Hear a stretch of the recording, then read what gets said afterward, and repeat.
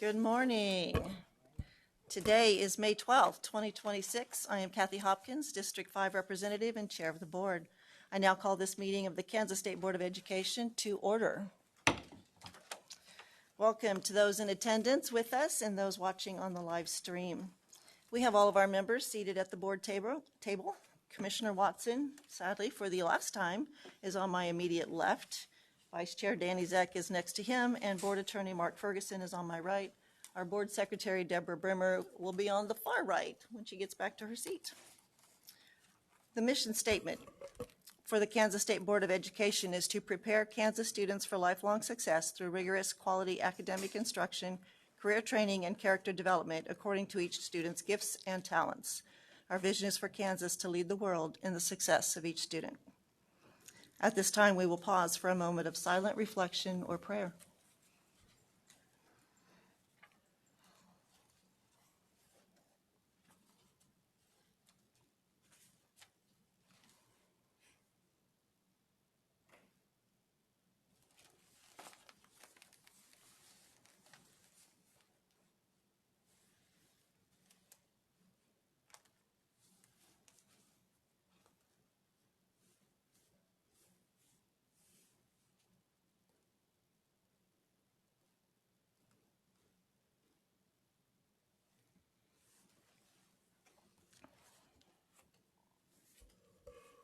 Let us now rise, and if you join us in the Pledge of Allegiance.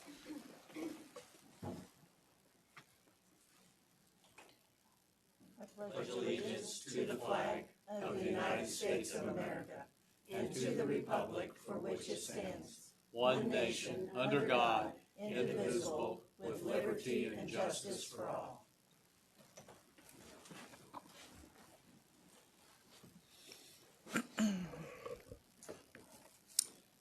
Okay. Board, hopefully I got to everybody. We did have some updates to the minutes that were provided hard copy in your folders. Just a couple of changes, additions. Are there any other changes that need to be made before we approve?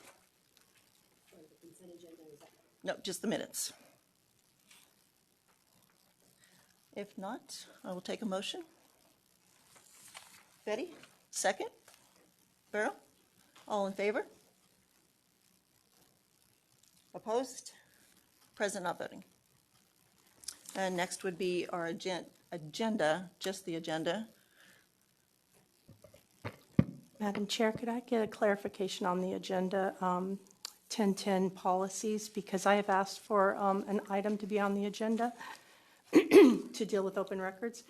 And I did it in writing and submitted it, and it did not end up on the agenda. So I just need clarification on this policy, 1010, item EC, to understand how I'm to get that on the agenda properly. Okay, well, you made a motion at the, I forget which meeting, March meeting, which did not get a second. Not to put it on the agenda, to ask to just open those records. That was the motion. So I put it in writing last month to put it on the agenda. Okay, well, Yes. yes, you handed out a motion in writing. In last month, and I But asked you for it did to be not on take the a- agenda. I can ask for it to be on the agenda every single month. I'm asking for it to be on the agenda. Okay, let's, And I need to know the proper way to handle getting it onto the agenda. okay, well, literally, I took that as, since there was nobody interested in the previous month, that the board was not ready to take that up. So Yes, you're ma'am. saying that we reached a consensus because nobody said anything? Nobody seconded your motion No, that was 2 months to ago. conversate That was about 2 it. months ago. I understand that. I So understand last that. month I Hold- put in Hold writing. on. Madam Yes, ma'am. Chair, if I might interject, the purpose of our agenda is discussing education, those things that have to do with moving education forward. I am hard-pressed to understand for an individual concerned why an item would be put on the agenda if the majority of the board is not interested or does not need clarification. I would think if there is clarity that is needed, on an issue that concerns Board Member Potter, that she would take that upon herself and deal with those representatives that perhaps could help her.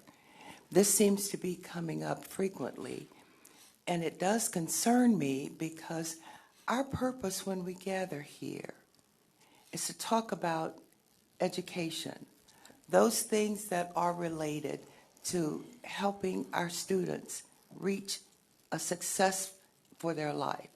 You state that in the mission, you state that in the vision.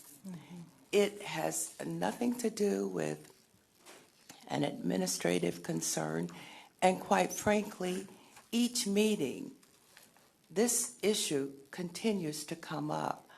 I would love to see us put this at rest for Board Member Potter so that when we have our meetings, we can focus on what we were elected to do, which is to move student success forward, what we can do to accomplish that.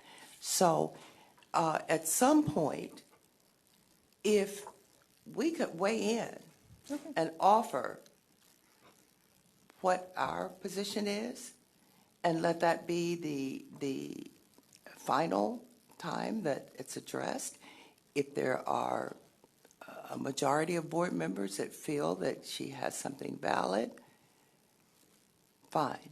If not, then I would hope that according to boardsmanship, we would be ruled by what the majority of the board would want to do, if we could do that at some point later in the meeting.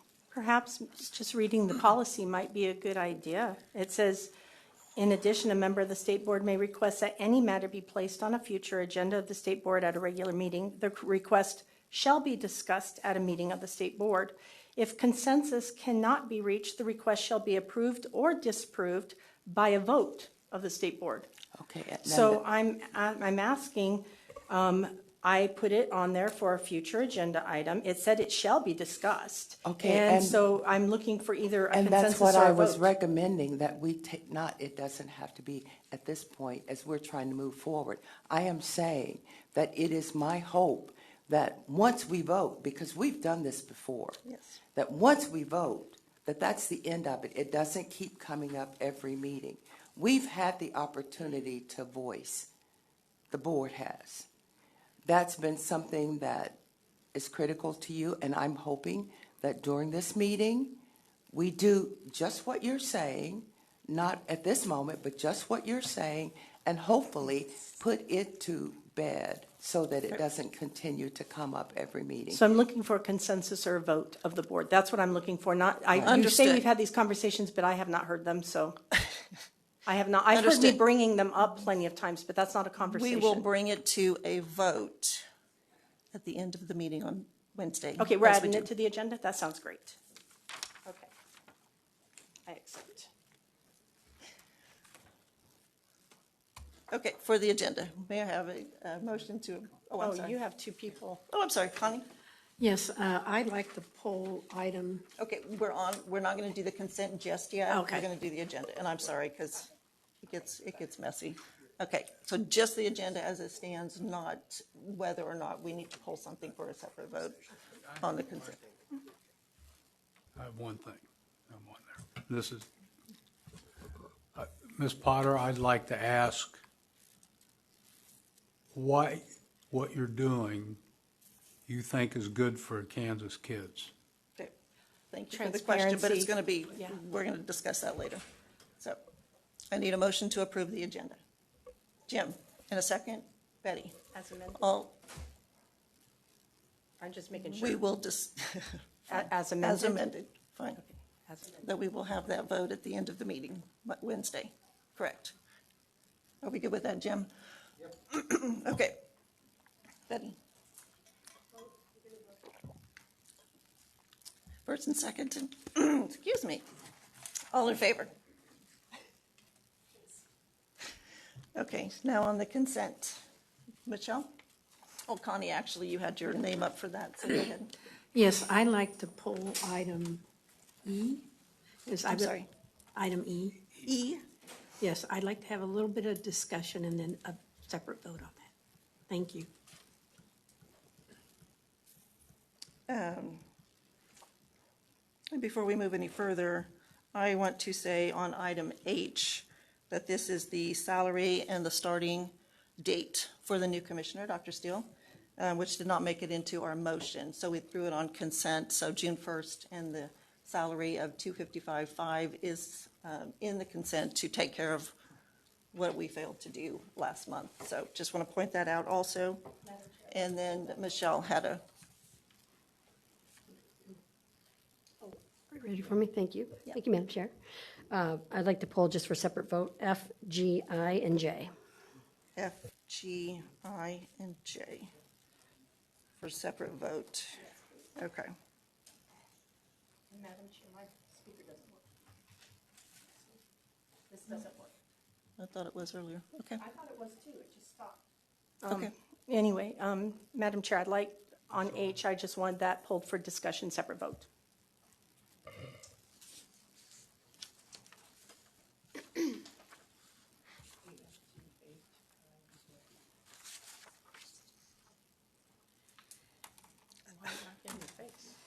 Wow.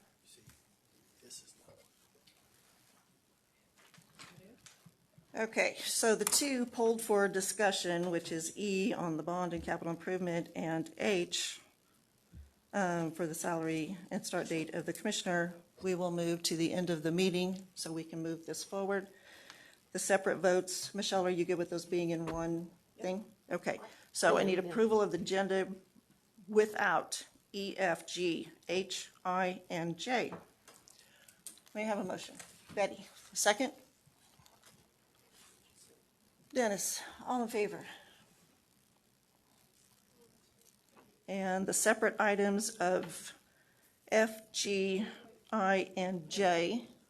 I'm sorry. Did we have a 10-0 vote? Okay. I apologize. I'm sorry. I had not raised my hand. I apologize. But I missed that. It's okay. So- I'm a yes. Put me down. Madam Chair, I have a question when the time is appropriate about the items that have been pulled. You know. I do. Okay. I just want to, my question is for you. I'll make Okay. it brief. Did anyone reach out to you with questions about these items that have been pulled? No, and what I heard was discussion, not questions. Okay. And in policy, there is a distinction. Thank you. So that's where I'm standing on that one. Comments? Okay. So for the four, F, G, I, and J, motion to approve. Jim, second? Connie, all in favor? Or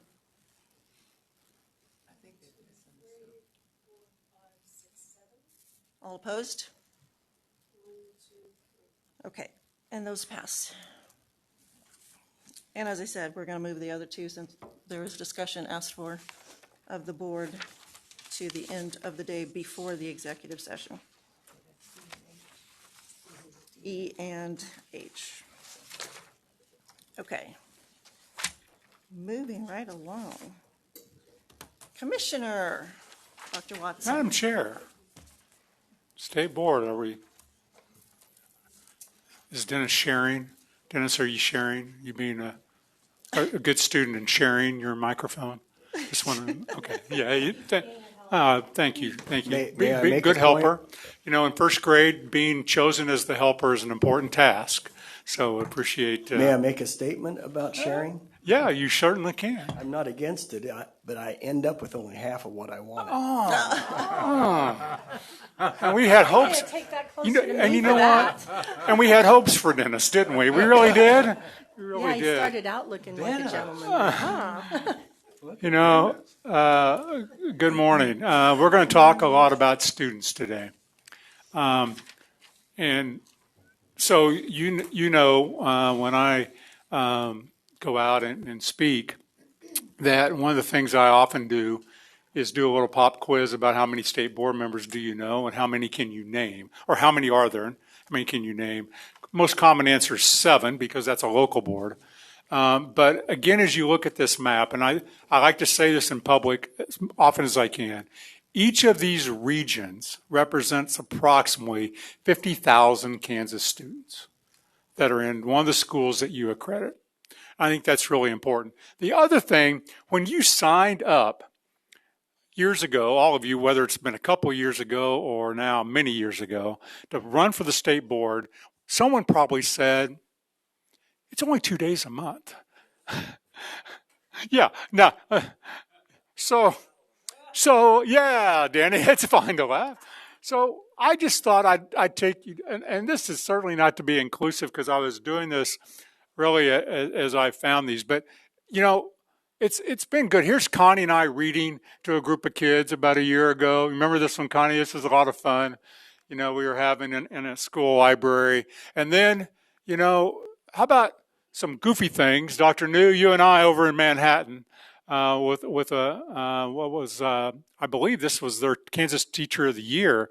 And we got to celebrate them, you know, so just some of the things that some of you are doing. Or Dennis, we were in Great Bend this day visiting their new facilities and some of their new programs and getting to talk to them. Sometimes it didn't even have to do with the kids. You were having to prop up an old guy like me. So thanks, Betty, for doing that and being kind there. And maybe, you know, the favorite that I came across is Danny and the young kids on the floor. And there was a rumor, Danny, that you never got up, but you're here today, and I want to dispel that rumor that you were able to get up. Yeah, and but isn't that good? I mean, I think that typifies the work that we really want to see done, right? The joy of learning, the joy of engaging young people, and the joy of doing that work. And so don't ever think or don't ever forget that your work is important. Because as we set metrics and we set, I'll share some data with you, and it wouldn't be a good commissioner's report without some data about, you know, how we're going to really set high standards for what we expect. It is about the success of each student. And in May, you know, this visual reminds you that last weekend and this weekend, a lot of hats are going in the air, right? And so depending on where you're at, there were some celebrations that happened, but more will happen this weekend. It's true of our colleges too, and that's happening. And so this can be a stressful time of year because there's, despite some really record numbers of graduation, there's some kids that don't make it across the stage and will come back. They have until October to graduate with the class of 26.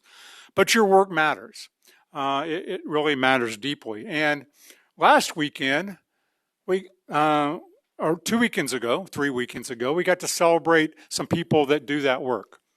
And I got a very nice, I don't even know what do we call social media when they just call you out? Usually it's not nice when they call you out. But in this case, our current K-Toy team before this one sent a little nice note to me. And I was looking at them, you know, the team that was just with you a month ago. Here's the new team. Right? I mean, as we think about young kids and, you know, graduation, we also have a new K-Toy team. And from Ulysses all the way, you know, through Pratt, all the way to Atchison and everything in between. So I hope you get to know these this new team. Last weekend, we celebrated the top 1%. The top one, that's them. And the blurry part, that's all their fans.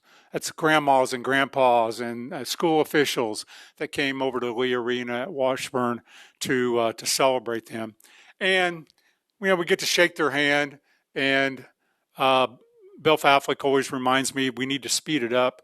And fortunately, I don't care who the governor is, they always slow it down because the governor's, you know, whoever the governor's always interested, which allows us to have a little conversation. I can tell you anecdotally, because I didn't keep a clicker or a tab, we ask every kid, what are you thinking about next year in your future? And heavy STEM, a lot of engineers, a lot of doctors, dentists, physical therapists, nurses, so a lot of STEM careers, most of whom are going to stay in Kansas. attending KU, K-State, Pitt State, Fort Hays State, Mid-American Nazarene, McPherson College, a lot of various Kansas colleges and universities. But it really is exciting because these young people are really why we're here, right? From the little kids that Danny was on the floor with to these top scholars. And just to listen to what they aspire to be, you go, well, I'm gonna double major in nuclear engineering and physics. I'm like, oh, good for you, right? Good for you because that's just really remarkable as we think about this work. Later on today, and this is a slide from when Peyton talked to you in February about district-issued electronic devices and just presented to you some data.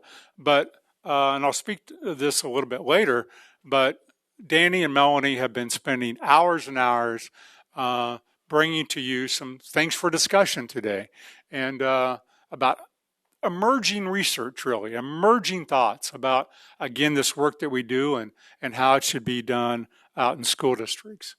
And now I want you to look at dots. This is not the psychological test, Dr. New. What do you see in the dots? None of that. This is a scatter plot regression analysis done in a beta format still by our researchers, taking a look only at elementary grades, and specifically grades 3, 4, and 5, because that's generally where elementary stops and middle school starts, even though some of you will tell me, oh, but in my district, some 5th graders go to middle school, and in some of your schools, 6th graders go to elementary. I understand that, but again, looking in general, this is grades 3, 4, and 5. And so I want you to look at that scatter plot, okay? A bunch of dots. These are school districts, English language arts. Tell me where your eye goes. Just as you look at that, how does your brain work and where does it go? Jim, I'm going to pick on you. Where when you look at it, where does it go? Okay, so the yellow dots, for some reason, you picked out, and you're looking at the center. Melanie, where does your mind go when you look at that? I mean, not in terms of the dot. Visually, where did your eyes go? That cluster around 60%, and then I went right to that yellow dot that's all the way up above 80%. Okay, so you went to the yellow dot. Madam Chair, how about you? Where did your eyes go? Center, like Jim Sit in the was saying. center. Mm-hmm. Okay. Come back So over. this is a really simple thing, and it came about when a national article from a news organization called the 74 produced nationwide elementary and said, we're going to look at poverty and we're going to look at how students do academically, and we're going to chart that on a linear regression. And I said to our researchers, can we replicate that? So again, this is beta. They haven't truly, cleaned this data up, and it's not live. This is a screenshot. All right, but you can look at the middle. But what you see on the far left are student achievement scores in 3rd, 4th, and 5th grade in language arts across the state of Kansas a year ago, because we just finished this year, a year ago. And the dot on the far left would represent that those students scored about 95% at levels 3, 4, and 5. And then the bottom axis is the percent poverty. So you can see that school that scored 95% at levels 3, 4, and 5 have 0% poverty. Does that make sense? And when you get to the further right, you can see that the districts or the units, Nick's here today and he would remind me that, in our private schools, those could be units like the Salina Catholic Diocese, for example. But you get over the far right that our districts, some districts, 3 of those, hover around 90% poverty. So there's your range from we don't have any poverty to we have 90% poverty. And what we know, this is what we've known since researchers started looking at this really in the 1960s, poverty and generational poverty is the hardest thing to break. And politicians from both sides of the aisle have been trying to figure out how to break that, right? How to break that cycle of poverty. My eyes, Connie, I don't know, I didn't ask you, but my eyes went there to that yellow dot. Because the yellow dots, our researchers said, here's school districts that are doing phenomenally well given their poverty. They're scoring much better than would be predicted based upon their poverty. And this little thing, little dot, is scoring right there at about 81, 82% in grades 3, 4, and 5. And it's not on the far left or it's not on the far right, but it's more tilted to the right. So, as I like to do on a Monday morning when I go into schools, you know, this is the old social studies teacher on a Monday, is give a pop quiz. Well, it's not Monday, but it's close to Monday, Dr. New. So we're going to do, Debbie, a little pop quiz. All right, and guess what? You can Google and AI this because it's not going to help you, Danny. It's so good, isn't it? I'm giving you carte blanche to do that. I want you to write down the school district that in grades 3, 4, and 5 last year in English language arts was at 81, 82% in levels 3 and 4 on the state assessment. You get one choice. There are 285. Okay, I don't want to throw you off, Dennis. There's 285. All right, but there's more, Michelle, because there's 90 private systems that you also accredit. Okay, so it could be private, could be public. So that 285 plus 90s, write down who you think. Debbie? Could we maybe clarifying. just choose the district it's Yeah. in? Yes, it is the district. It is Oh, the you district. want us to choose the district, not Yes. the school itself? No, Okay, I was going to say. no, the district. And let me just say again, if the Wichita Catholic Diocese is one district, okay, as an example, okay, all right, write it down. By the way, I've been asking this on the tour, you know, when I'm out and about. Let's see. By the way, Okay. Deborah tells me if you don't get this right, the snacks go away and we have no more.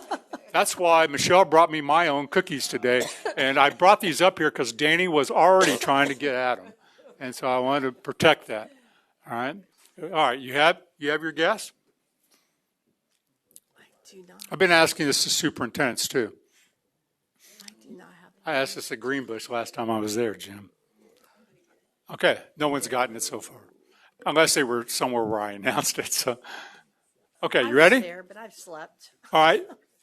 This is in, my regions aren't very good. I believe this will be in Kathy Hopkins' region. I put 3 down.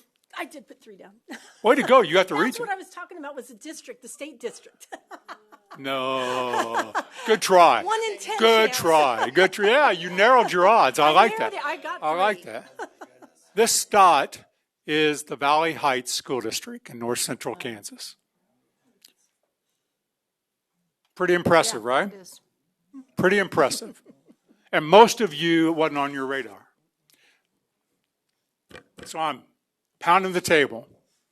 There's great things going on that no one's telling the story of. Valley Heights Elementary School last year had the highest assessment scores in the state of Kansas, with the exception of one to the far left, and you recognize that. That's Branches Academy in Wichita. Okay? But what you want to focus on going forward, and Dr. Steele and Dr. Nugent will be bringing you a lot of this information, all right, is look at this band. Because that band says those are the school districts that have between 60 and 70% poverty. So, Danny, you'll remember that KSDE operates classifications because they don't believe that a 6A school playing a 1A school consistently is fair. That a 6A school on most days is going to beat a 1A school because they have a bigger selection. And so if you're over here with a lot of poverty, you're going to say, hey, before you compare me with people that have no poverty, why don't you at least compare me to school districts that look like me? Those school districts look alike along that continuum. Now, the question is, for those below the line, why are you there? And why are those above the line? And there's some lessons to be learned from each other there, right? On things that were done, because those are those are exciting questions to be asking because we obviously have some districts last year did exceedingly well. Now, Debbie, we're going to get to tougher. Oh, no. Here's all the I schools. failed the first one. Now, here's all the school buildings. So now, Michelle, the district, let's say of Olathe, can look at their school buildings, right? Look at their school building. Now you see all kinds of dots on the line, right? And the school buildings. But the same thing could be true even within the district. And so, there are all the schools. And look, you have a school at 70% poverty. That's at about 18%, levels 3 and 4. And you have a school at 81%. I already told you the school at 81% it's Valley Heights Elementary School. It's a one, so that district and that school are one and the same because it's small. Okay? But you want to do the same everywhere you look because that's a good comparison. That's comparing like schools, and I tell people all the time, people like to divide Kansas into east and west. Not north and south, east and west. And western Kansas is like this and eastern Kansas is like this. When you travel Kansas other than topography, what you come to realize around schools is rural, suburban is suburban, and urban's urban. And those three systems operate much different. But Ashland, as a rural community, is very much like Cherryville, even though they're in opposite ends of the state, and geographically they look different, but they operate much the same. So looking at this is a nice way of just saying, how does that look and how does that go about? So we started with the caps going off, right? And by the way, we'll be celebrating, you will be celebrating this fall, see how kids did this year, right, on those assessments. So I wanted to introduce to you, because you don't think about this very often. Here you go, the class of 2039.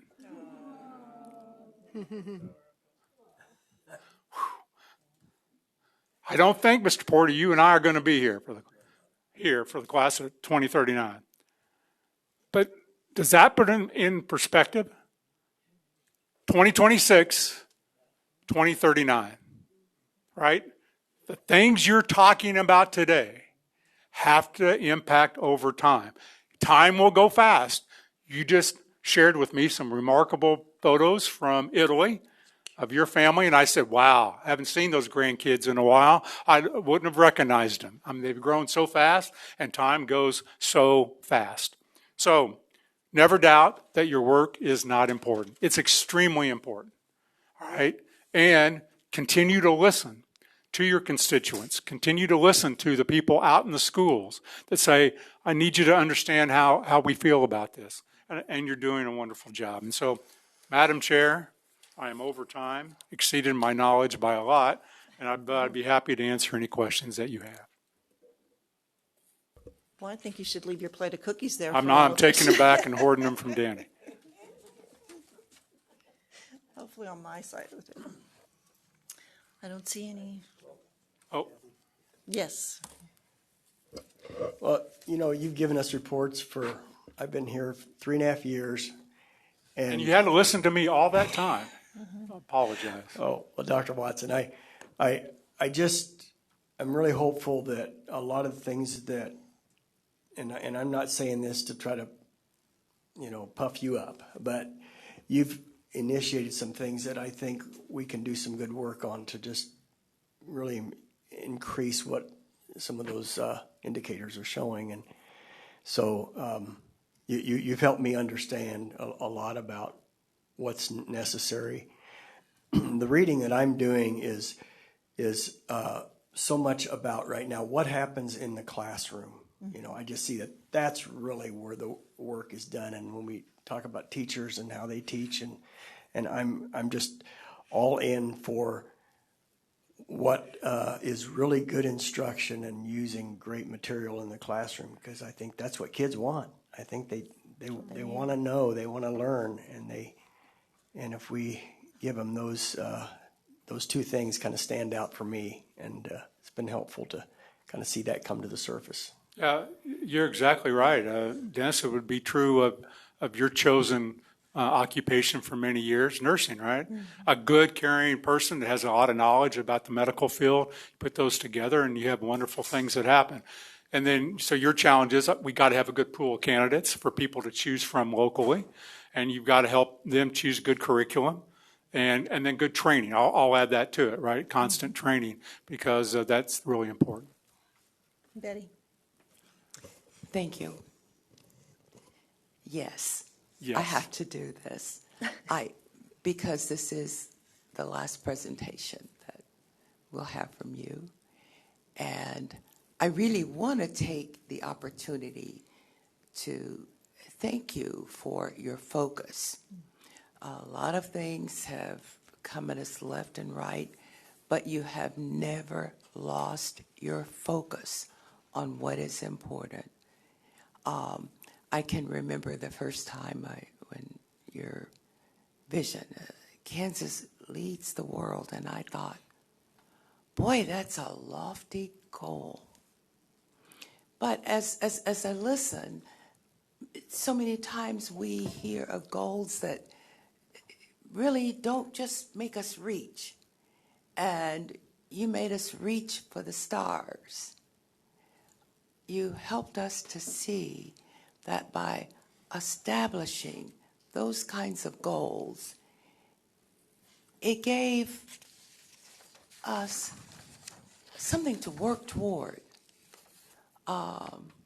That good, better, best. I remember this. Never let them rest until the good becomes the better and the better becomes the best.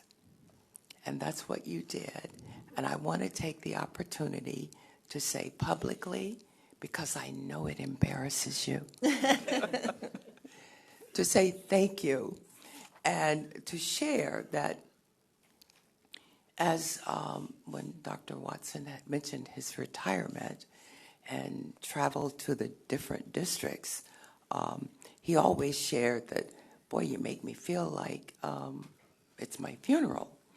And so I had the opportunity to attend, and this one district wanted to celebrate Dr. Watson and what he represented. And so he got an award there for the commissioner with the most hair on his head. Oh, wow. Yeah, well, Diane DeBacker didn't like that very much. He has a lot of hair, but I'll take that over Andy Tompkins.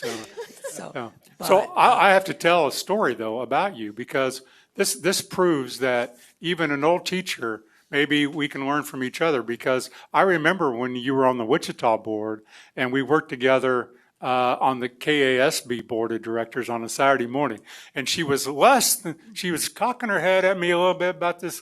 Are we really going too hard on this? You remember that conversation? So, yeah, we've come a long way together. Appreciate that. We have, and I thank you for all that you've done. And publicly, I think we all should give him applause.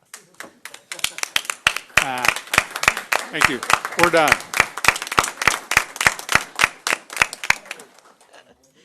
Making it hard for him. Thank you, ma'am. You got 2, okay. Okay, next on our agenda is the Citizens Open Forum. I now declare the Citizens Open Forum of the Kansas State Board of Education meeting open at 10:38 a.m. The State Board provides this opportunity for citizens to share views about education issues or education topics currently being considered by the State Board. The State Board asks that speakers identify themselves by name and the name of the group they represent, if applicable. According to State Board policy, each speaker is to focus their remarks on education issues or topics. Personal attacks will not be tolerated. Each speaker shall be limited to 3 minutes. Any board questions will be for clarification only. And there is on the screen the 3-minute timer. We have 2 speakers today. The first is Grace Ish, if I said that right. You may come up, and then it will be Jill Gonzalez. Bravo. Welcome. Good morning, Madam Chair and board members. My name is Grace Ish. I am Miss Butler County 2026, preparing to compete for the title of Miss Kansas next month. I'm a sophomore at Emporia State University, majoring in communications with a concentration in emerging technology and society. My platform through the Miss Kansas organization is Fill Your Cup, addressing mental health challenges through social emotional learning. My platform is very personal to me as I grew up with severe social anxiety as a little girl. So I understand firsthand how critical emotional intelligence and coping skills are both in and outside of the classroom. Kansas was the first state to adopt social emotional learning standards in the classrooms, and I think that is something that we should all be very proud of. As a 2024 graduate of Emporia High School, I can speak directly to the student experience. The presence of social emotional standards were not very adequate inside of the classrooms for me, and most of the skills within social emotional learning, like communication and emotional regulation and confidence, were with my parents, and also pageants helped me formally develop those confidence skills and emotional regulation. According to the information available through the Kansas State Department of Education, the social emotional framework has not been formally reviewed or updated since 2018. In a world that has changed dramatically, especially after the pandemic, I know that my grades suffered from that a lot. Our students' emotional and mental health needs have evolved, and I believe that the curriculum must evolve with that. So I would love the opportunity to reevaluate and modernize social emotional learning curriculum standards and make sure that there's a consistent presence of social emotional learning inside of the classroom to make sure that all of the students' needs are met, and also equip teachers with the tools and trainings needed to effectively teach social emotional learning. As a recent student, I can offer unique and current perspectives on what is working and what isn't working while I'm already working with the students. And I believe that strengthening social emotional learning in our schools is not just improving the overall education, but I believe that it's improving the education standards for Kansas students. Thank you. Thank you. Appreciate that. Thank you. And congratulations. Thank you. Yeah, good luck for sure. Okay, next up is Jill Gonzalez Bravo with Capcoat. Welcome. Good morning, Commissioner Watson and our distinguished board. My name is Jill Gonzalez Bravo. I'm the Associate Dean of the School of Education at Mid-America Nazarene University, and also a proud member of Capcoat, the Kansas Association of Private Colleges of Teacher Education. We are deeply engaged in efforts to recruit and retain Kansas educators, and I'm honored to share a few highlights with you today. Our universities actively serve as sponsors, judges, hosts, and presenters for regional and state Educators Rising conferences. At MNU, we were proud to become the first institution in Kansas to host an Educators Rising conference in partnership with Blue Valley Public Schools. Today, our Northeast Regional event welcomes more than 300 high school students exploring careers in education. This November, we will host our 13th conference themed Route 26.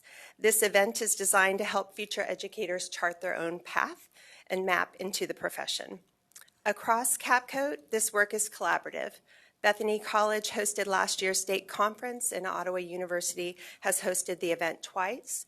While each of our institutions may have a relatively small number of faculty, our collective impact on strengthening Kansas's educator pipeline is significant. Capcoat schools also recognize that recruitment alone will not solve the teacher shortage. As you likely know, nationally, nearly 1 in 3 new teachers leaves the profession within their first 5 years. That is why MNU launched the In-Service Teacher Support Program, which provides free continuing education to our alumni during their first 3 years in the profession. This professional development focuses on data-driven decision-making and classroom management. We are committed not only to preparing teachers, but also to helping them remain and thrive in the profession. To further strengthen our community awareness and collaboration, MNU recently hosted our 3rd annual Educators Influencers Luncheon, bringing together Johnson County educational leaders, business and industry partners, and government officials to align around educator recruitment and retention needs. Last year, one outcome that came out of that work was the Coffee and Collab event, which we host on campus, where we gather teacher and leading pathway leaders, teachers across the region to establish a peer support network that had not previously existed. Thank you for the opportunity to share how Cap Code institutions with somewhat limited resources have a tremendous commitment and are making a meaningful grassroots impact in recruiting and supporting and sustaining Kansas educators. Thank you. Thank you very much. Madam Chair, I have a clarifying question. Yes, just a moment. Could you spell CapCoat? What? Sure, it's KAPCOTE. Thank you. Thank you. Okay, that is all we have today.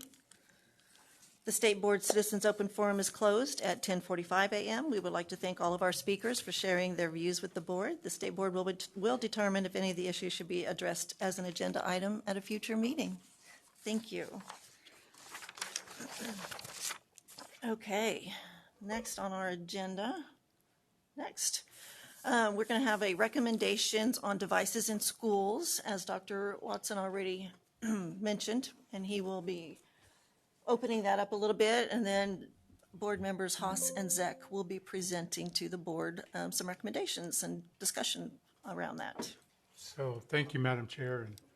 And I'd again thank Melanie and Danny for their hard work. They've been working with Peyton Lynn on this. It's near and dear to both their hearts, and I wanted to bring this to you. I will say this as they get ready to issue their discussion with you and with really across Kansas.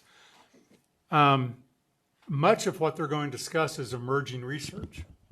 It's not going to be settled science for many, many years. It's emerging research, and I think they've dug in and they've done their work extremely well.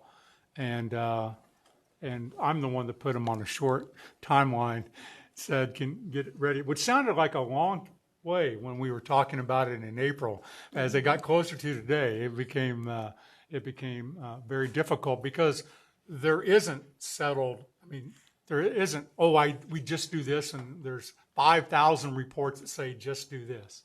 And so I want to publicly thank you, Melanie, Danny. Thank you. We had some nice meetings over coffee. One of those was extremely cold, so we had to move locations because we froze out of the first one. But you've dug into this, and I can't thank you enough. And again, I hope that you ask great questions, talk about your observations, what you see, and I hope that the people listening, school districts, give feedback as we think about this really important topic. So, Absolutely. Thank you. Take it away. I'm going to say one thing. The discussion wasn't always necessarily nice.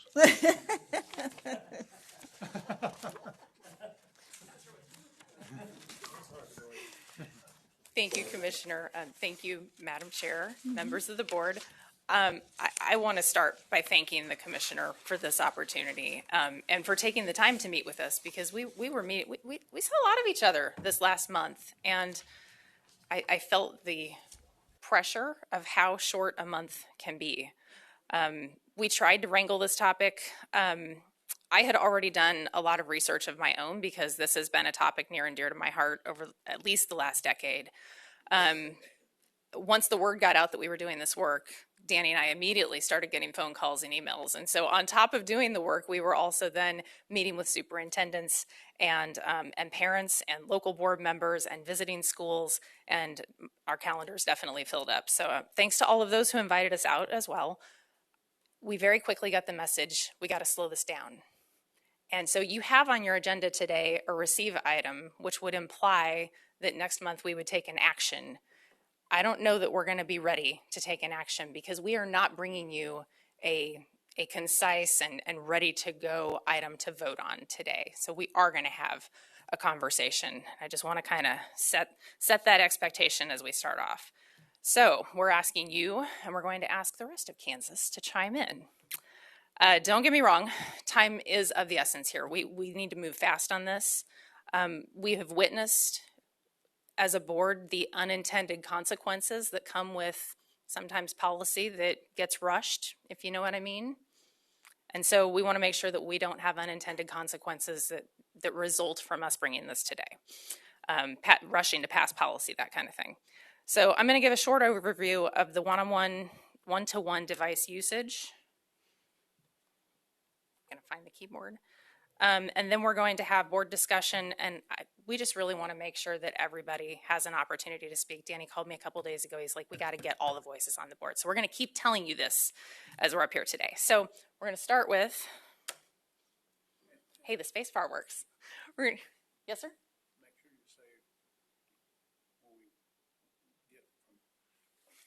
And he's going to jump in. Sorry, I just jump in. Yeah, She's no. the presenter. I just jump in. We're both So when she's saying we want to hear from all board members, yes, we do.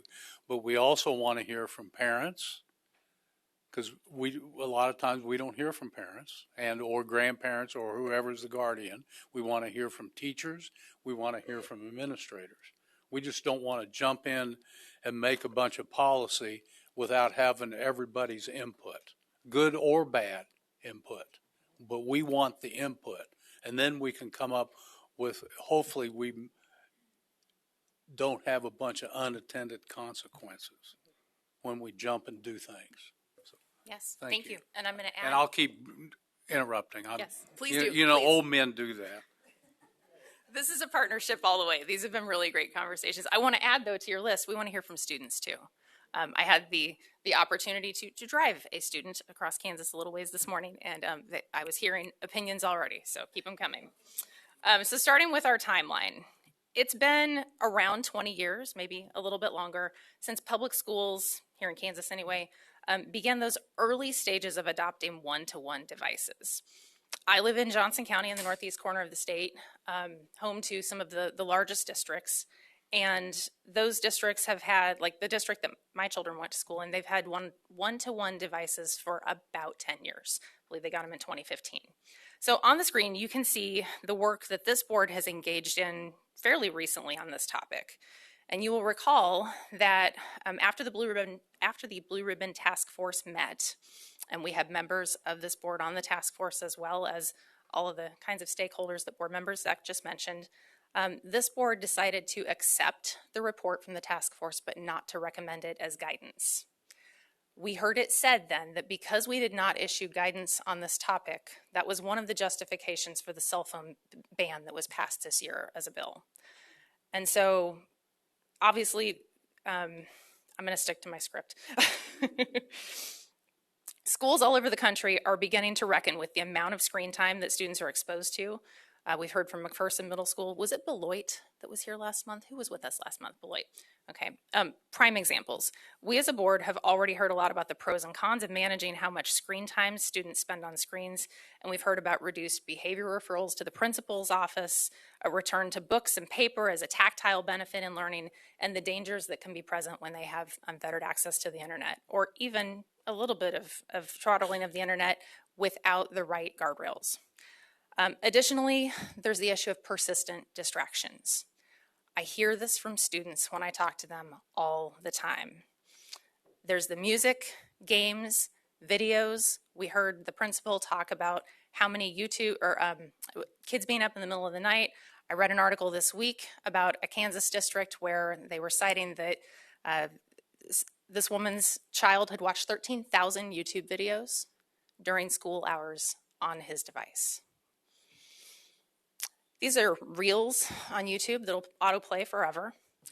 You've also got messaging. It's the whole internet at your fingertips just by having these devices present during learning time.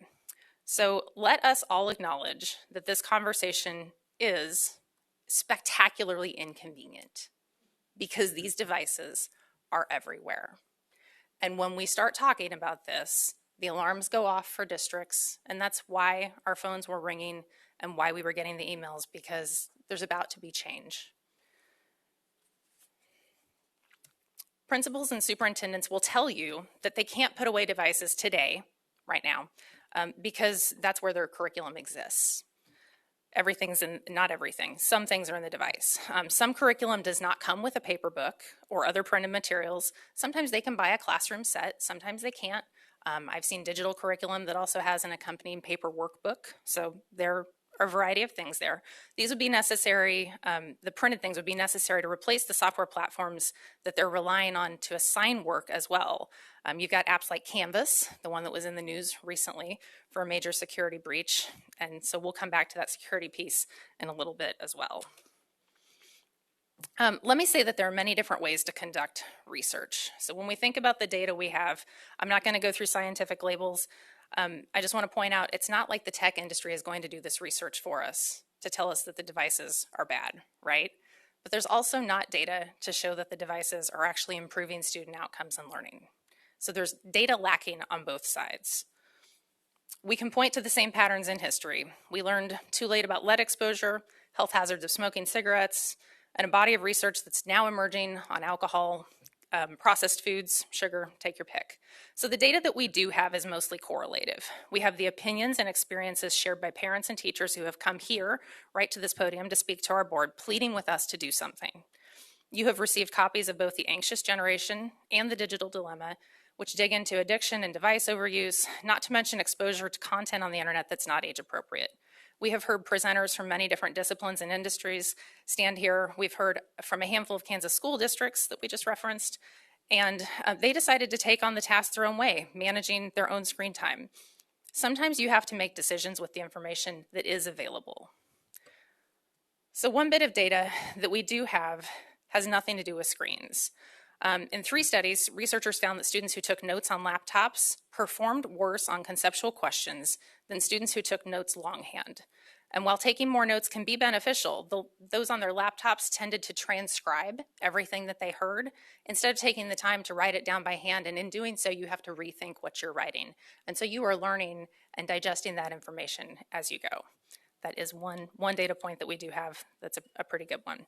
When a child forms letters by hand, they're engaging multiple brain regions at once: the motor cortex, the visual system, the sensory cortex, and the prefrontal cortex. That's something that's not happening when you're typing. So, action from states. I should note that there is so much, there's so many topics that we can't squeeze in here today. If we are working to lead the world in the success of each student, we're in good company.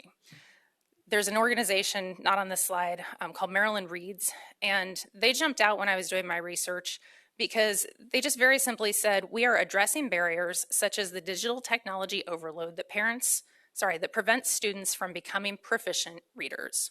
Another correlative effect. They basically witnessed it and said, we're going to do something about it. And so here at this table, we've already had many discussions about the need to hold paper books, especially for younger learners. And I think as we think about state policy, I'll remind you that we have seen legislative overreach into our lane as the State Board of Education. The cell phone bill I just mentioned, at the time that was brought in, at the time that information came to the board, there was a survey. We have 285 school districts in this state, and months ago, 247 of them had already adopted their own policies. So when that bill was passed, I mean, we all know, but I'm just going to say it again, that was legislative overreach. We also saw a bill this year about recess, and so while we're correlating, we could construe that that bill was maybe an effort to counter the effects of lots and lots of screen time. That bill did pass. It was vetoed, again, as an overreach. And so now we also have a bill that was introduced this year on the topic of devices and one-to-one in schools. That bill did not progress, and that means that now is our time to take that up and run with it, or there will be another bill that will overreach into our space. This is not a partisan issue. This is not a Kansas issue. And as you can see from the slide, bipartisan actions are being taken everywhere to address this. Danny? This, go back. Go. So this slide, I don't like, because I really don't care what Alabama, Tennessee, Utah, and Virginia are doing. I don't care. What I care about is what's going on right here in Kansas. That's our responsibility.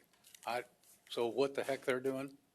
And of course you get into all the legalese wording that they use instead of being simple and direct with the stuff. So I care about Kansas, not Utah, Tennessee, and Virginia, and Alabama. And to Noted. piggyback on what he said, I'm just going to say, like, go grab a bill and read it. They can be hard to read. They can have extra stuff shoved in there. And a lot of the time, if you put yourself in the shoes of an administrator, what does it really mean to implement that in your building? Sometimes it's not clear. Yeah, that's true. So this guidance came out right after our Blue Ribbon Task Force on Screen Time wrapped up. This is a grounding kind of framework that could help this board, help us in a board decision about how and when devices should be used in the classroom. Note on that last line, they talk about interact or co-view with young children. This is a double one-to-one. This is a child with a device, but also a child with a device and a teacher. So it's really important that we keep in mind that at those younger ages, the open access to the device can present a serious problem if the child doesn't have someone there with them helping them understand how to use it. This is another one of those. I really don't care what the federal government is going to tell us what to do in Kansas on devices. That they can give their guidance, but they have no idea what's going on in Kansas. And this is just a framework. So principals, they're not telling us exactly how to do it. So this is something that we might want to look at and say, how can we adapt this for Kansas? I want to read to you something that I heard from a teacher. It's kind of a long quote, but bear with me. We can see that students are less engaged. Also, teachers are less engaged, and they are also being less engaging. Because of devices, students are now learning without them, and they meant without the teacher. Students are now learning without that teacher. The feedback that teachers love is now being given to a screen, or maybe not given at all. Light bulb moments are what you wake up for and what you go to sleep on. Knowing that you change a person's life just that much today, it helps you sleep.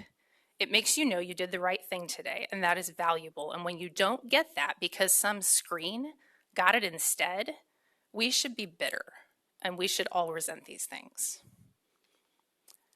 It really shook me to think about the role that those devices are playing in the classroom. We know that inside of those first 5 years, when someone becomes a teacher, we're losing a lot of them. We're unable to retain them.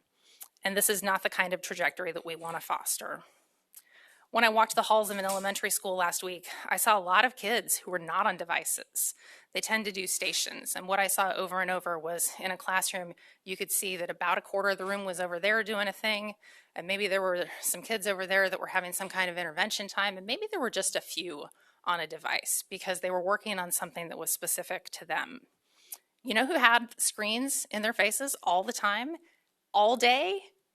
It was the teachers.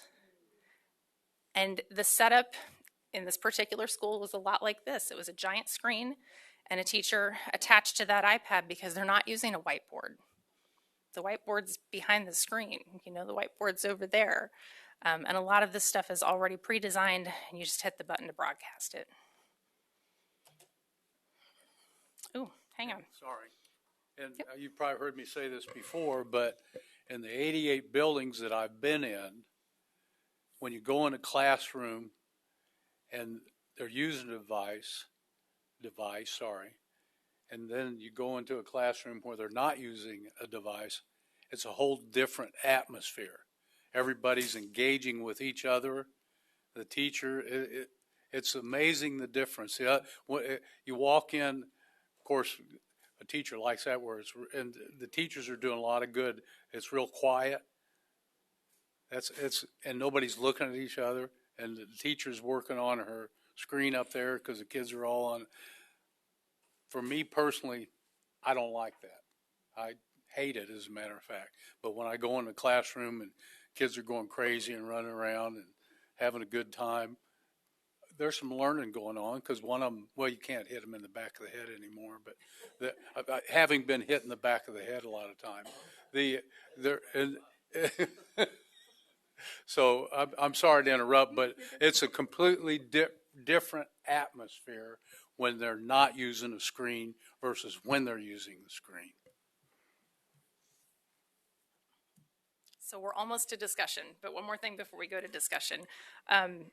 We talk about treating and paying teachers as professionals, and they also deserve to have professional support. So I will touch very quickly. Danny made me slim this down, and I appreciate that. This is for good reason. But I need you to hear that just as we require, again, I'm going to stick to my script. Information technology staff, IT staff, need to be adequately, properly trained to maintain all of this tech infrastructure. As districts adopted one-to-one programs, they were influenced by vendor relationships, the federal E-rate program because there were funding initiatives there, and even COVID. So if they didn't have a one-to-one program by COVID, they certainly got after it. They moved quickly, many without building the capacity to manage their own network infrastructure. And the people who are now responsible for that infrastructure are frequently former classroom teachers, the one who became the tech person, or their entry-level IT staff that report up to a building principal who does not have that expertise. And so I just want to point out for the board, I will leave out the alphabet soup, but there are a lot of credentials that I think we are going to want to consider and say in each and every district, if you are going to have these devices, you have to have a network that is secure. And that means that you have to be meeting certain standards. And I'll give you the analogy. It's like food safety in a cafeteria. We don't allow school cafeterias to operate without certified food handlers. There are health inspections, and then there are liability frameworks in case something goes wrong, because we recognize that children's physical safety is a non-negotiable public obligation. And in this case, our children's mental safety and everything that wraps around this is also incredibly important. And so I want us to really keep that in mind, because right now we have no regulations for how IT networks in a building are managed. So Danny and I do not claim to have all the answers, do we? No. The path forward here is to do no harm. And that means doing no harm to students. We have to be putting students first in everything we do. The actions of this board may make for some really rocky local board meetings in the coming months, but I think it's going to be worth it if we can find a way forward to do the right thing. Me and Danny, go ahead.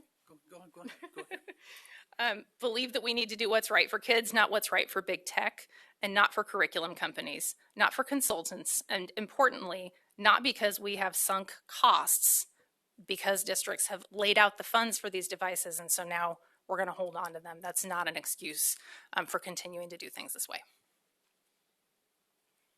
And we especially want to hear from parents, because parents aren't stepping up to the pump like they're supposed to and being involved.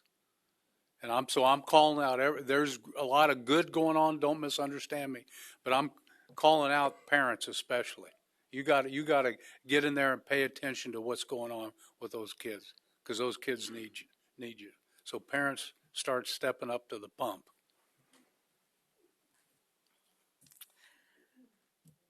So here are some things that we can think about and talk about. And I don't really know now how this is going to flow, but I have confidence that we're going to get through it.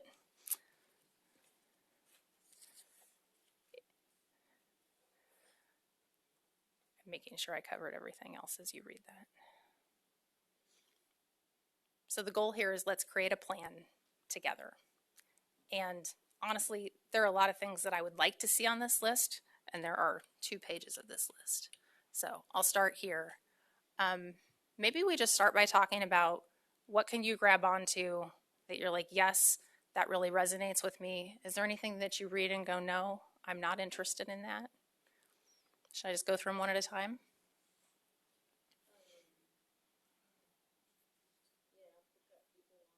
Yeah. And you don't have to ask us questions as presenters. Like, this is a board discussion, so in we go. Okay, Betty? Thank you. Okay, I'm really going to be very much an outlier on this, but I want to share something with you first. I remember when we were just getting televisions, and there was this theory that if you let your kid watch TV, they're going to become zombies.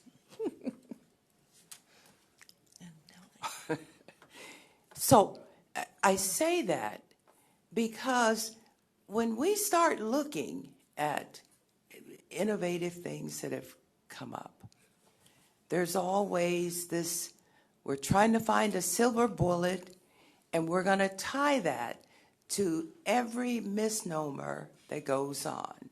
As an example, when we talk about student success, and let's look at before and after, there's the assumption that before technology, all kids were doing great and on board and being successful. Now that we have technology, we've lost all of that. That's not accurate. What bothers me is that our message is not clear, because there are some that say, get rid of it totally. Then in your message, I hear it's important to find a balance. We need to figure out, what is it we're talking about? What is our real concern? Do you really believe that the silver bullet is technology? That once we take that away, all of these kids are going to excel? And if you believe that, I don't think we're being very realistic. We talk about teachers and their use of technology, not realizing that one of the things that technology has helped teachers with is being able to do this massive job that we've asked them to do. It's just like I need inventory. And there was a time you had a paper and pencil, and you went through and you checked off things. Very, very time consuming. Technology came along, relieved some of that tedious time that it took, and gave us an answer like that. And so what I am saying is that we need realistic expectations of technology. Is there some good? Yes. But stop tying everything to technology. Then I want to tell you, when one-to-one devices were issued, I will give you a perfect example of what happened in the largest school district. There was a significant number of students that never had a computer, that had no idea when you say, open your browser, open my what? They didn't know what you were talking about. That was a disservice to a significant population of kids. I'm going to finish. I know you're jumping up, Danny, but hold your horses. I need to finish this. There were students that had no idea.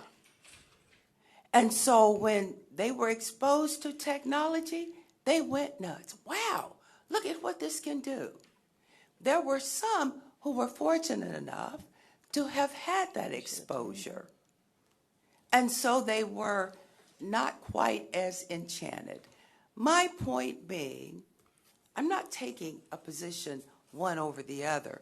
I am saying that we need to find a balance when we talk about this, and not assume that technology is the reason that kids are not being successful. Does it play into it? I tend to agree, yes, it does. Is technology going to go away? No, ma'am. No, sir. What you said at the end was getting more responsible. Yes. And I feel like if we can coalesce around that one message, what is it that we really hope to accomplish? Is it you want to get rid of it? If so, then you're wasting a lot of time. If the goal is we need more responsibility, and that's what I would love to see, even with cell phones. When kids get phones, if they are not at a certain age, certain things should not be on there. They should not have access to websites that's going to take them to the deep, dark side, where we are requiring technology to, or the companies, to be more responsible. It's just like medication, how they come up. Of course, I never understood the child-proof caps, because when I can't open it, I give it to my kid, my grandbaby. Open this for grandma, baby. I can't. So child-proof works for adults, but not the kids. My point being, that's where we really could make a significant impact if we agreed. I mean, we can talk about all of this. It's not going to change anything unless we hold these companies responsible. That is the message I would love for us to gather around. How do we make these companies more responsible, where it is producing something that well, take away the idea of the silver bullet, because that's not a silver bullet. And you bring up points that are great, and then there are points that I'm like, And I would love a discussion on how do we balance this? What is that balance? Where do we need to concentrate our efforts? Yes. And if this is leading parents to hold up that flag and say, look, because if we all can come to an agreement, and that's what's important, then we can get some things done. And I think some legislation needs to be in place, and we don't cower to the big companies that got to put all of these apps on there and all of this excess on there. Betty, I apologize, but we do have I other know, people who but want to speak. I know you got, and I'm going to stop. But if we can come up where, yeah, we agree with some things, but how do we really make that change? That's what I would love to see the board come around. And I apologize for taking so much time, but I needed you to understand my background. Gotcha. Plus, I don't know what 25 words or less mean anyway. That was 2,500. Real quick, I didn't know what that meant. I don't think I had, there we go. I just want to say, I did not correlate in any way student achievement with the devices. That was not part, so I just want to make sure that if somebody's watching this part of the meeting. That wasn't blaming you. That wasn't putting focus on that's not what your- we're saying. I'm just talking about This is what the we could do, yeah. Yeah, this is the conversation we plan to have. And since you brought up the big companies, I'm sorry, but the parents are responsible for what their kids see. If the school districts, because I'm an entrepreneur, so a business guy, so if the big companies are putting stuff out there and people are buying it, they don't have to buy it. They do not have to buy it. Okay, we really want to It's the let the parents other, of the school we district's really want to let other board responsibility. members So comment. please, let's Dennis? Yeah, this is, boy, we need to keep this conversation going because there's a lot here. And Betty, I'm on the other end. Neuroscience is telling us that we're harming kids, but with this stuff. And we just have to be brave enough, and we've got to be forward thinking enough. We tried to catch up with the cell phone thing, and we're not going to do that on this subject. So I'm just really concerned that what we're seeing in small children, and the scores are reflecting it, they're falling behind because their brains are not maturing because of devices. It's not correlation, it's causation. Dr. Harbutt, that's almost a direct quote from him. It's not management, but the mechanism, and it's not correlation, but causation. Well, and we have to be brave enough to recognize, and I'm not going to make statements that we're going to throw the device out the building, but we have to go all the way to the point of what's happening in the classroom, how's it being managed, and the time frame that is being used that is robbing from real learning. And that's what I'm concerned about. I like the convenience of apps and whatever, and I'm not even good at using them. But I'm just saying that there is something that is happening that's destructive, and that's what we have to understand. So we want to help teachers, we want to help parents, we want to help administrators know what the limits are, so that the time that's spent, they have a certain amount of time, they got time blocks that they can help children learn fundamental things, core curriculum, things that have to be learned by the time you're 7, 8 years old. And it's our job to to focus on what is the most beneficial and the most advantageous way to use that time. So that's where I'm coming from, and this is really serious, and I'm glad we're tackling this as a board. Thank you for what Danny and Melanie for what you're getting started here. Michelle. Thank you, Madam Chair. I think it's on the previous screen about, it's number 2, I think. All parents have the right to opt their child. I think that resonates with me.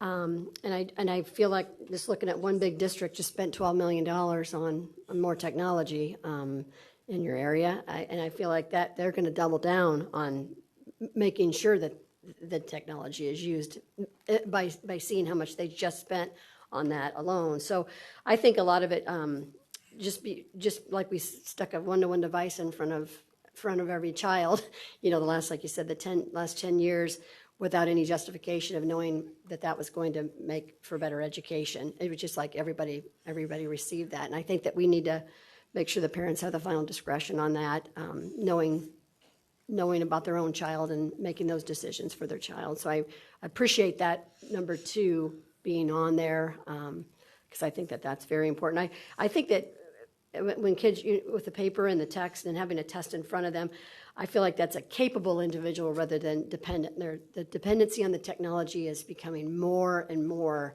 as we're seeing even in colleges with what happened last week with the Canvas thing. People were wondering if they were even going to go home for the summer because they couldn't take their final test in math in some of those institutions. So it wasn't a good thing, but they were dependent on that device. They were depending on everything around it rather than having a backup plan and everybody just has a test and paper in front of them. I think every kid should be afforded the ability to be able to do it either way if they choose. So thank you. Connie. I'm going to follow up here a little bit. So since you brought up that particular school district, so I'm going to call out local boards too for not paying attention to what's going on, but going ahead and spending $12 million of taxpayer money that could have maybe been used instead of one-on-one devices for all the grade school kids in your school district. Maybe that $12 million could have been spent on some other things that were a lot better, maybe more teacher pay, more something else. And I believe they weren't paying attention to what was going on with the research and everything else. And so I'll call them out also. Connie. Thank you, Madam Chair. I'm going to go ahead and date myself here. One of my first jobs was a file clerk, okay? I worked for Social Security. And at that time, we were taking the files and putting them on key punch cards. You probably don't know what a key punch machine is, but we had them. And they would take the cards and put them in a room where we had this huge computer thing on magnetic tapes. And the room had to be kept at 68 degrees. Today, that stuff could be on my phone. Technology advances so fast, it's hard to keep up with it. And, right now, the biggest battle is data centers. I've even heard in 10 years you could put a data center in this room. That's how fast our technology is changing. And it would be hard for schools to even keep up with it, I think. But we need to really think of the students. This is about the students. This isn't about, them having computers or not having computers. So that's just my take on it. So I'll be real quiet. Beryl. Thank you, Madam Chair. Thank you, Danny and Melanie, for the deep research that you've done in order to provide us with this information. I think that it's a good time for us to begin a discussion and to start doing our own examination of all the factors. There are many layers, in my opinion, to how these impact a classroom, everything from the age of the child to the behaviors of the teacher. I think sometimes people look on these situations and make judgments where they're not including their own habits in their judgments. And I think if we look to our left or right, we may see cell phones out on this table when we should be focused on conducting business related to kids. But it's such an acceptable part of our lifestyle that we don't think about it until it's harming. As you were sharing, I was thinking about a few decades ago, the war on drugs, and how as Americans, we attacked every arena where we thought drugs could become available to our children. And this may have that level of seriousness as well. But then I also thought about, coming from a school system, resources. And with diminished resources, even on the upcoming school year, if they already have certain resources for delivering instruction, are they going to be able to throw out a lot of devices? And textbooks are really, really expensive. If you think a computer or laptop or iPad for a child is expensive, measure that to the cost of a textbook. It's astronomical. So I think it's giving us many opportunities to start to explore how we can address the harms to our children, but yet take into consideration how our mandates will impact districts that are already trying to figure out how they're going to pay for many of the things that have been part of their budget that funding is being cut from. So, but thank you. I mean, I love a good mystery, so I'm looking forward to this. Debbie? Thank you, Madam Chair. I'm also looking forward to this conversation. I find it fascinating. I would like to see us talk a little bit more about that subject that was brought up for us, the eye tracking. And when you're learning on devices, whether you're learning on paper, that it's affecting eye tracking, and because that's a physical measurement that we can get into, and how it affects that cognitive understanding. Because kind of going to what Dr. New was saying, we all learned on paper. So for us to have that eye tracking training from our childhood, we can probably accommodate our electronics a little bit better than somebody who just has it all the way through. I would like to just kind of vet that out a little bit more, how it affects long-term. And then on the parents' right to opt their children out, I do think that this would be an important enough thing to have the conversation about opting in versus opting out, that the parents actually just have a little bit more proactive say going into it what they want for their child. Melanie, I would ask that those two screens with those discussion points, can we get those to the board? Physically, I would love paper because that's me, but then also through an email, at least that part. And I know we have the PowerPoints, so I don't know if this is actually was done in time. No. Okay. So making sure the PowerPoint comes out as well, Deborah, but then maybe even before we get out of here this meeting, we can have some paper just to really start looking at all of that. So I want to highlight that the things on these two slides, the intent here today was really to start this conversation. You will notice that we led with only the negatives. We didn't talk about the positives in any of this. And so I've got a couple of responses if I can go through them real quick. Yeah. But the bullets that we see here, this was, Danny and I have agreed on some things that we would really like to see that aren't even on these slides. So maybe we think about how we can creatively have a much bigger conversation, like maybe a retreat, or I don't know, we can figure that out. But I just wanted to say quickly to give you some things to think about as you go forth and probably start doing a lot of your own homework.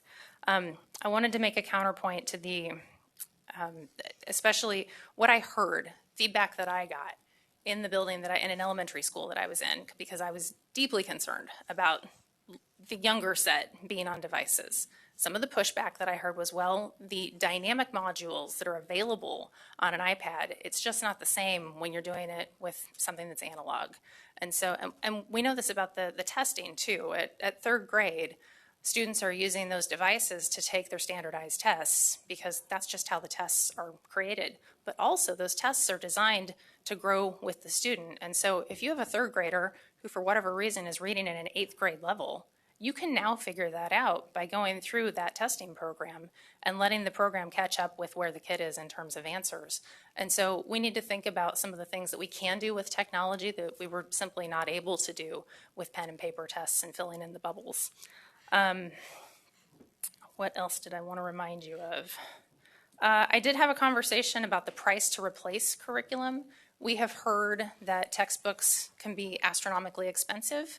At the same time, I had somebody say, we think it would probably cost about the same to switch to paper and not have the devices. Now, I don't know if that means taking all of that device money and putting it back in the pot.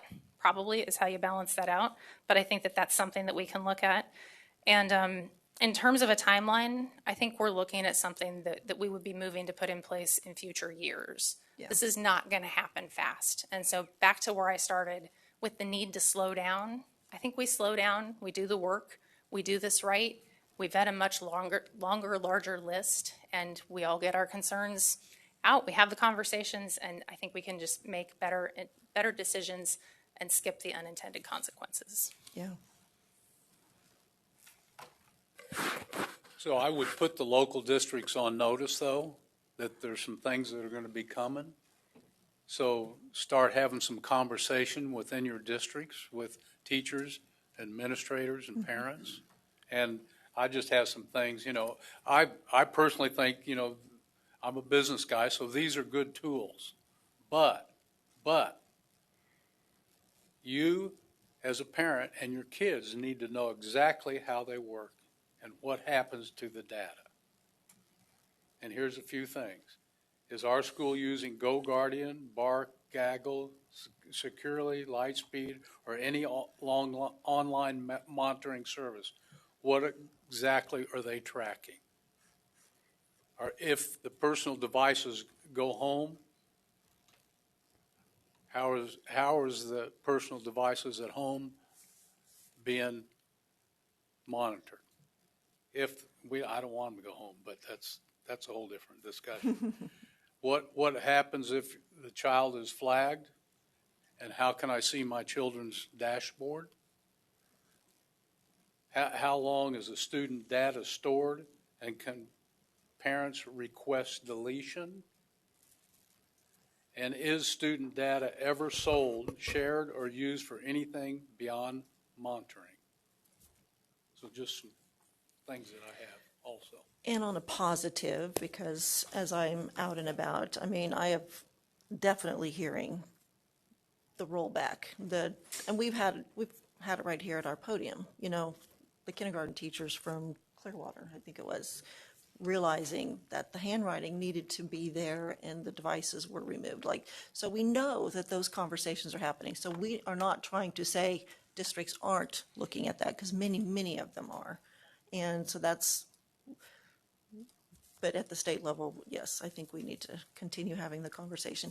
And just remind everybody, before we take a quick break here, that tomorrow morning we'll be hearing from a district way out west, Syracuse, and what they've been doing about online safety and educating kids and parents and teachers. So all the things that come with this, it's lots and lots of layers, but really appreciate this, and I like your idea of the retreat, so I think we definitely need to have that conversation if there's a day we can come in and get together and outside, because we're not going to be able to do much at the table. Or we could have a special board meeting that would be in the room and be streamed. Well, that's what I'm saying. Yeah, Same thing. Yeah. Not necessarily. That way we're just focused Yeah, on that and one people- subject and we spend invite some time. people to Oh, come no, in no, and- people, yes, Yeah, it would have to be yeah, open, but just that idea of spending more time truly engaging in the conversation and narrowing some things down. And one more idea is that we might develop a survey that would be public Oh. facing to make it a little bit easier for folks to give feedback instead of just emails. That's a good idea. Okay, all right. Obviously, that puts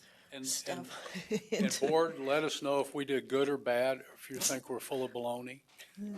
where's your QR code so I can go? So I always have no problem with good feedback, good or bad. So thank you for listening to us. Thank you. We're going to take a 10-minute break and be back at 11:43. Madam Chair,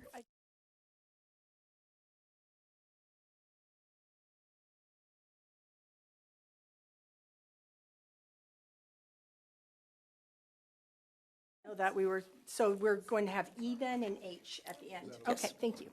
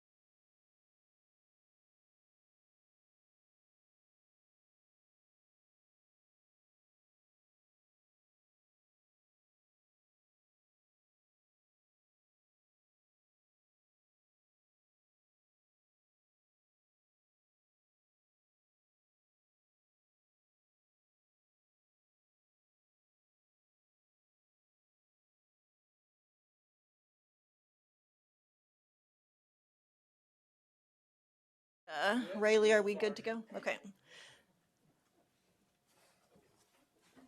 Is Betty back on the phone? Okay, next up on the agenda is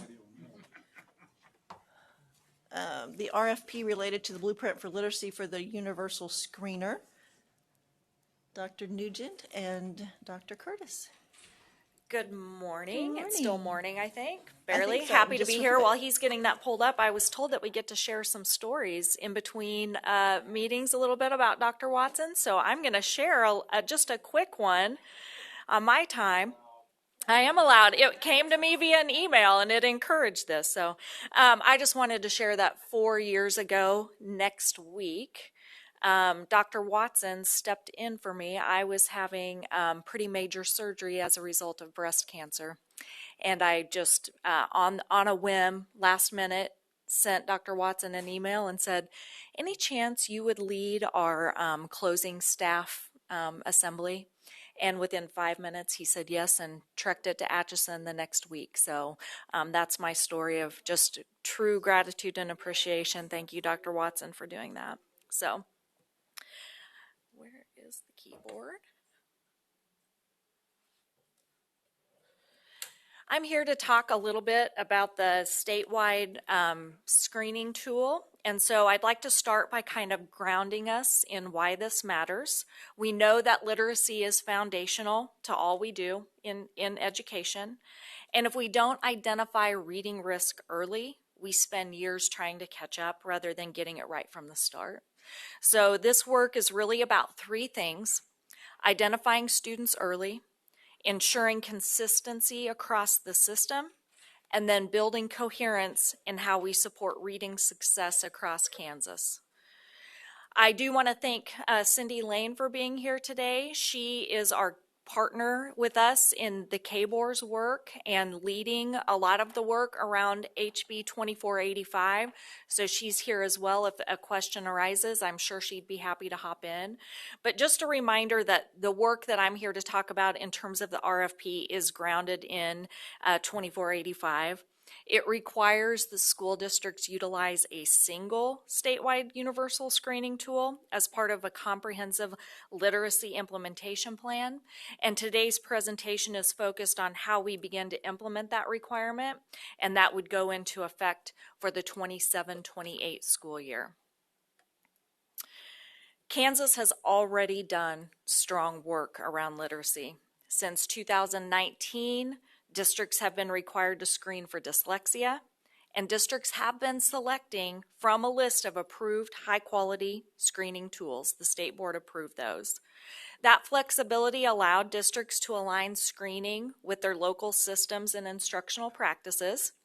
And I want to pause and acknowledge that this is real in this conversation, that Kansas has already done thoughtful work in this space.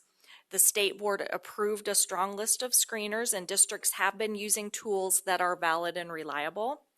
But at the same time, the legislature now has directed us to move to a single statewide screener, and that shift comes without dedicated funding, and that's why we're asking for an RFP, so we can procure a state rate for districts to possibly utilize. This is creating some, a little concern for districts, and likely there will be questions to you all, but there is a purpose to that, and that is we do have to start addressing inconsistent data across districts, varied training and implementation, and it is hard to scale support with multiple screeners, so we are moving to the single wide screener. Our role really isn't to debate the requirement. That decision has been made, but we are tasked with implementing in a way that honors our work that's already happening, minimizes disruption, and ensures that this improves outcomes for kids, not just compliance. At this point, I'm going to turn it over to the wonderful Dr. Lori Curtis, who will walk you through what this means in practice, what we're looking for in an RFP, what we're screening for, and how we'll select the tool, and then ultimately what implementation looks like.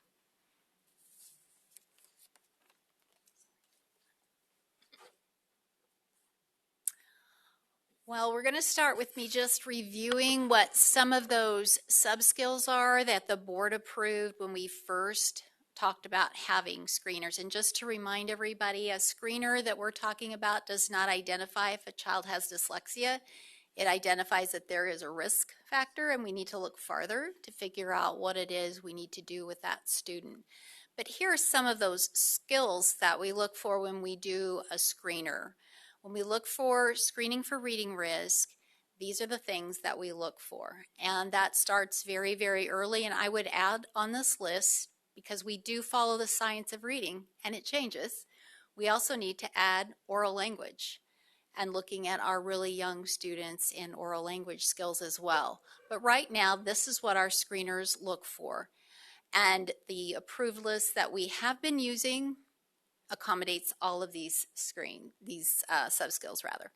So as we move forward, any screener that we look at as our single statewide screener will also have these sub-skills provided.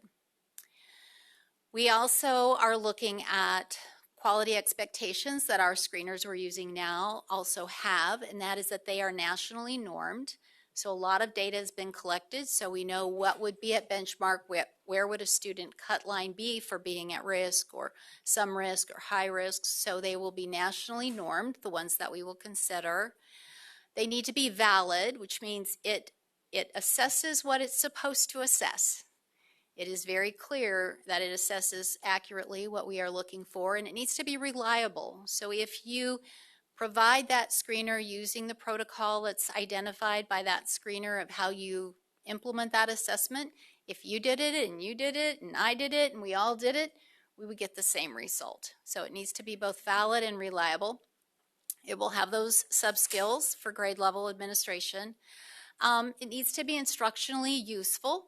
For example, when we look now at oral reading fluency, we are able to see, is it a student that is accurate and fast? Do they have both of those components? So we know what our instruction should look like.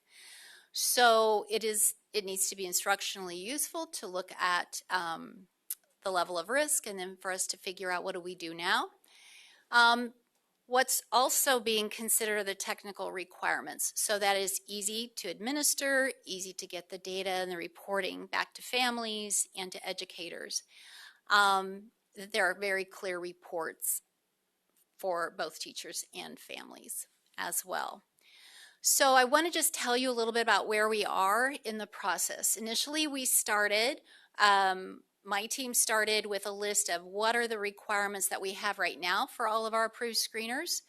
And then I have had conversations with the IT people. I've had conversations with those of us, the 4 KBOR individuals that are meeting with the 4 from KSDE. We've had discussions and we have looked at a list of screener criteria. And then I put that same list to a lot of different audiences. So my teams looked at it, as well as the letters facilitators that we have throughout the state, the Reading Specialist PLC. I brought it before the Kansas Assessment Advisory Council for them to look. I've had it in front of our IT people, trying to figure out what are all the things we need to make sure are in place so that this can work best for teachers, families, and those of us at KSDE that take that data and report it out to the legislators as well. Our thought is we have that criteria. We will develop a rubric that will assess the criteria that we decide needs to be included in that RFP for vendors to bid if they so choose, so that we will be able, like Dr. Nugent said, to negotiate the lowest prices that we could for our systems to use, since there wasn't a fiscal note for this.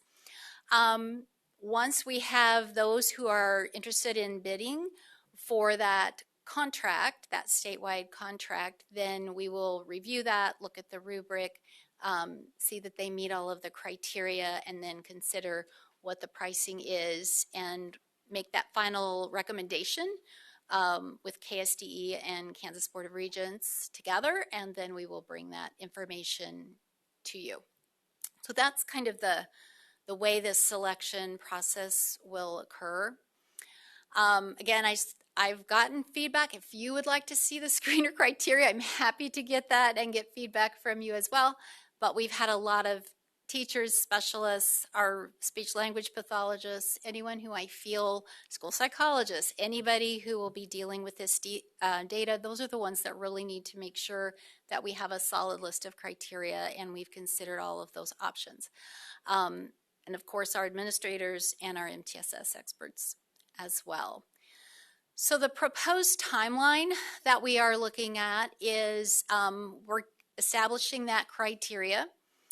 You kind of see that we have a change. So this information for the single statewide screener, this is going to be determined this fall.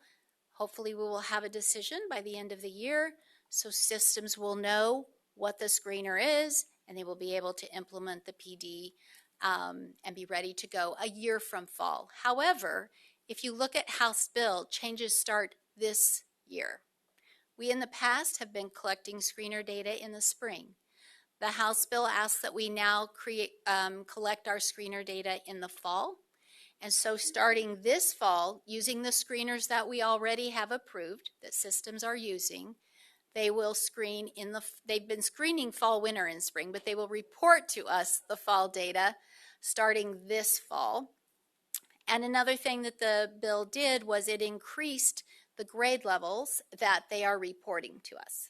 Even though they've been screening kindergarten through the fall of 9th grade, they are now going to report an expanded number of grade levels. They are to report preschool, kindergarten, 1st, 2nd, 3rd, 4th, 5th, 6th, 7th, and 8th. We do have them as KSDE's policy screen in the fall of 9th grade to make sure our secondary students are on solid ground moving forward. So this fall, they will be screening and reporting to us more grade levels. We will move to a composite score in addition to sub-skills so that we can have a fall score and a spring score that is more of a universal score to report. We will also then collect data in the spring. Part of the reason why we will do it that way, I'm going to explain in the next slide as to what we will be using some of this information for. So in this fall, we will determine the statewide screener after our criteria. We will hopefully make that decision in January or by January. Schools will be able to put out guidance, get their contracts, get their professional development training done, and then a year from this fall, they will start using that one single statewide screener. So the district impact for this is they will be required to use that adopted selected tool or adopt that selected tool. They will need that training and support to make sure they're using that well. So they will, one of the criteria we have is that the vendor will provide and has strong professional learning to make sure that the screening tool is used well and is understood by our educators and the reporting is good. It will have alignment with our efforts in our classroom as well as our intervention that we would provide through MTSS. And this is why we're going to be looking at fall data and spring data, because another thing that is in the House bill that was just passed is that every student in grades K through grade 3, if they are high risk on that screener in the fall, will be provided an individualized literacy plan. And we will get a report of how many students require one of those plans, are at high risk, kindergarten through 3rd grade in the fall on their screener data, and then how many students are exited off that plan in the spring. And that will start a year from fall, which is why we're moving to both collecting fall and spring data. So that is the reason that will change, and we're making that shift to fall based on the bill for this next year. We'll wait for questions if you have questions. One point I did want to make is that the original bill did say that a statewide screener needed to be chosen by June 1st.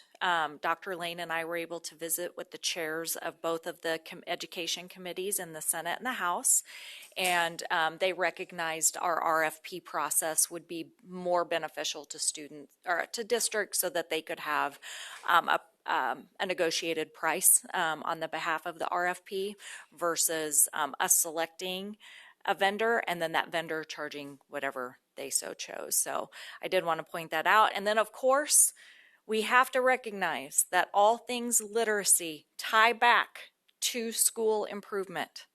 It is a fundamental.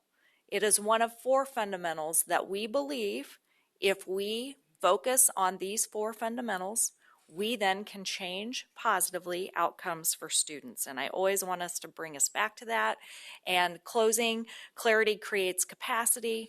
I'm excited about the work of literacy in our state, and this just solidifies that if we can continue to work together with partners, we can make a difference. So we will take questions now. Yeah, mine doesn't work. Yeah. Okay. So a quick question, and this kind of ties in because when you identify those high-risk students, MTSS is our go-to, which is, I've always thought that that's just tutoring. And I am wondering what kind of success are we seeing using that model, MTSS? You talk about kids coming out, but it's good to have the screener. It's good to know. But then I'm wondering about the success part of what we're doing to elevate or help those kids. Do we have feedback on how successful MTSS is and if it's working? Yeah, so that's a great question, Betty. I believe that one of the components of this bill is to create an individualized literacy plan for those at high risk. And the district will partner with families to determine what those interventions will be.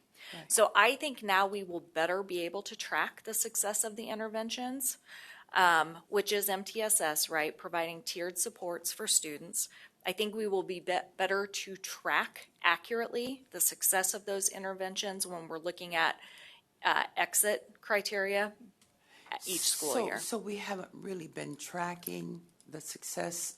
I mean, we track based on our screener data. We look at from fall to winter to spring, the number of students who are improving from those greens or yellows and reds and moving back up to the greens. We track that. I think this will be systemic around high risk across the state K-3. And I have 2 questions. The thing that kind of concerns me is when we hear students are graduating and don't know how to read, and then we talk about high risk being identified as early as, well, kindergarten. And if that's the case, and we have these screeners in place that's tracking them, then it brings to mind the question, okay, we're tracking them, they're not on track, we provide this intensive, then how can any student graduate and can't read? That's what brings to mind there. Just how valid is that statement? Because sometimes you hear things that are not valid, and sometimes you do. And from my perspective, I can't help but wonder if we've identified that they're high risk and we got this treatment plan in place that's supposed to work, is it working? So I'd like to hear a little more. I'll just add a couple things. In addition to screener, when a student is flagged, whether it's low or high risk, they do get tiered support. So our schools do respond in that, and then they do something called progress monitoring, where they about every week or 2 are checking to make sure that what they're doing is working. So our schools do that, and if it's not working and they cannot make the gains they need to make, then they might evaluate that child to see if special education is needed. These plans would not take away, if a student is needing special education and is on an IEP, they will not need one of our individualized literacy plans that are in this bill, because they would already be getting different education to meet their needs. So in addition to screeners, the systems will continue to do progress monitoring. Well, it does. It just makes you wonder, then how can a kid graduate with all of these things in place? Then one other thing that you were showing on the screen, which was they had added more grades. What were the ones prior to? So they have been screening kindergarten through fall of 9th grade, and now they have added preschool to that. The big difference is that we have only been having them report to us in the spring, kindergarten 1st, 2nd, 3rd, and 8th grade. And now they will be reporting preschool all the way through fall of 9th grade. So preschool is the one thing that they are adding. Then the other thing too, we have families that move to Kansas. Okay, so we got these screeners in place for now kindergarten, and let's say that, and I don't know how large the population is that's inflowing into Kansas, but let's say that it's significant enough that, you know, it would kind of mess with that needle. Is there a way that we are tracking, say, kids coming in 4th grade or past those little 3rd grade icon that we know, you know, because this is going to water down the results as well. Do we track that in any way? I believe that we will be able to track that data. Thank you. Michelle, thank you. Thank you, Madam Chair. So Dr. Nugent, Dr. Kersey, as far as like assessments, those are optional. So as far as the screener, is that optional? Or is this mandatory now that it's law? Is this something that is absolutely mandatory for every kid, or is this, because I don't want when you say that's not part of our 4 fundamentals, I just want to make sure that we're not harming districts trying to push something on something, because if a parent is doing something outside service, maybe some private services for their child, they've recognized there's some issues, they're doing something, they don't want something different going on in the school that's messing up with what they're doing outside of the school. So I just want to make sure it isn't just because it's law doesn't mean every child has to be mandatory screened. I will say, I mean, it's screening. You would do that to design your instruction. So teachers screen just like they would give an assessment for whatever you're teaching in your classroom. But the one thing that is in this bill is that these individualized literacy plans are co-created with families. So there would be that conversation as to how that would look. Thank you. Just a second, Debbie. So in the midst of the one screener, do you feel like we can find a screener that works no matter what the curriculum is that the districts are using? Because I've heard a little bit of not in agreement with that idea. So I just wondered.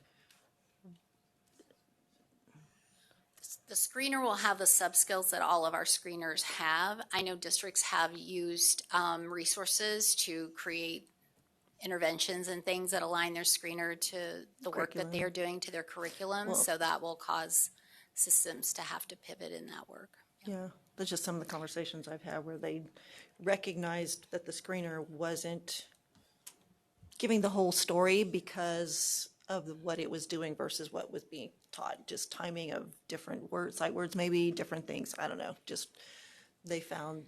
Again, it's a screener for risk. If we're really using the screener for what it's to be, it is to flag risk. So it isn't directly linked to your curriculum. Okay.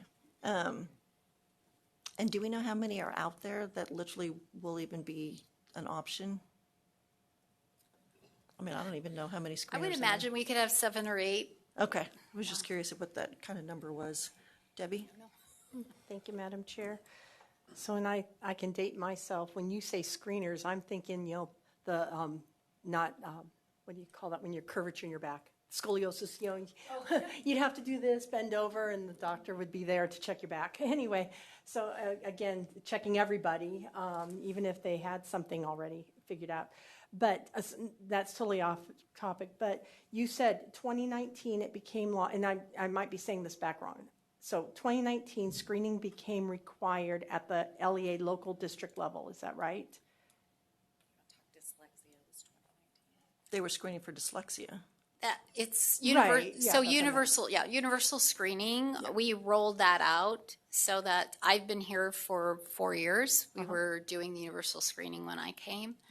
So that has been rolled out. It used to be K-12. We backed it down a little bit, and it is what's done. Yeah.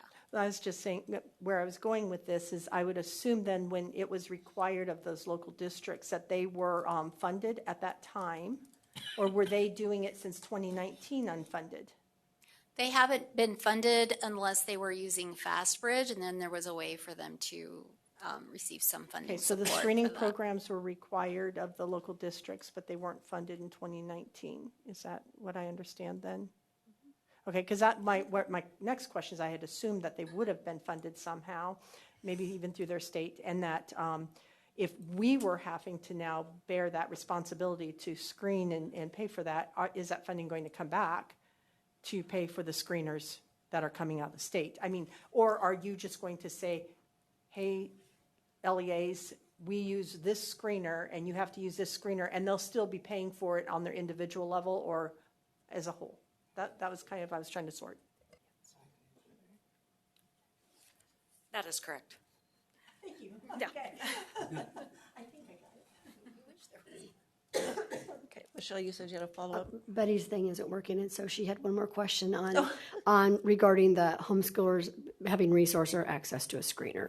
Would people within a district be able to have access to the screeners? I would assume not. I would have to check. We typically don't screen homeschool students. It's not a requirement of this law. Jim? Thank you. I just want to clarify Debbie's question. The Legislative Task Force for Dyslexia recommended, as part of their recommendations, that we have a screener.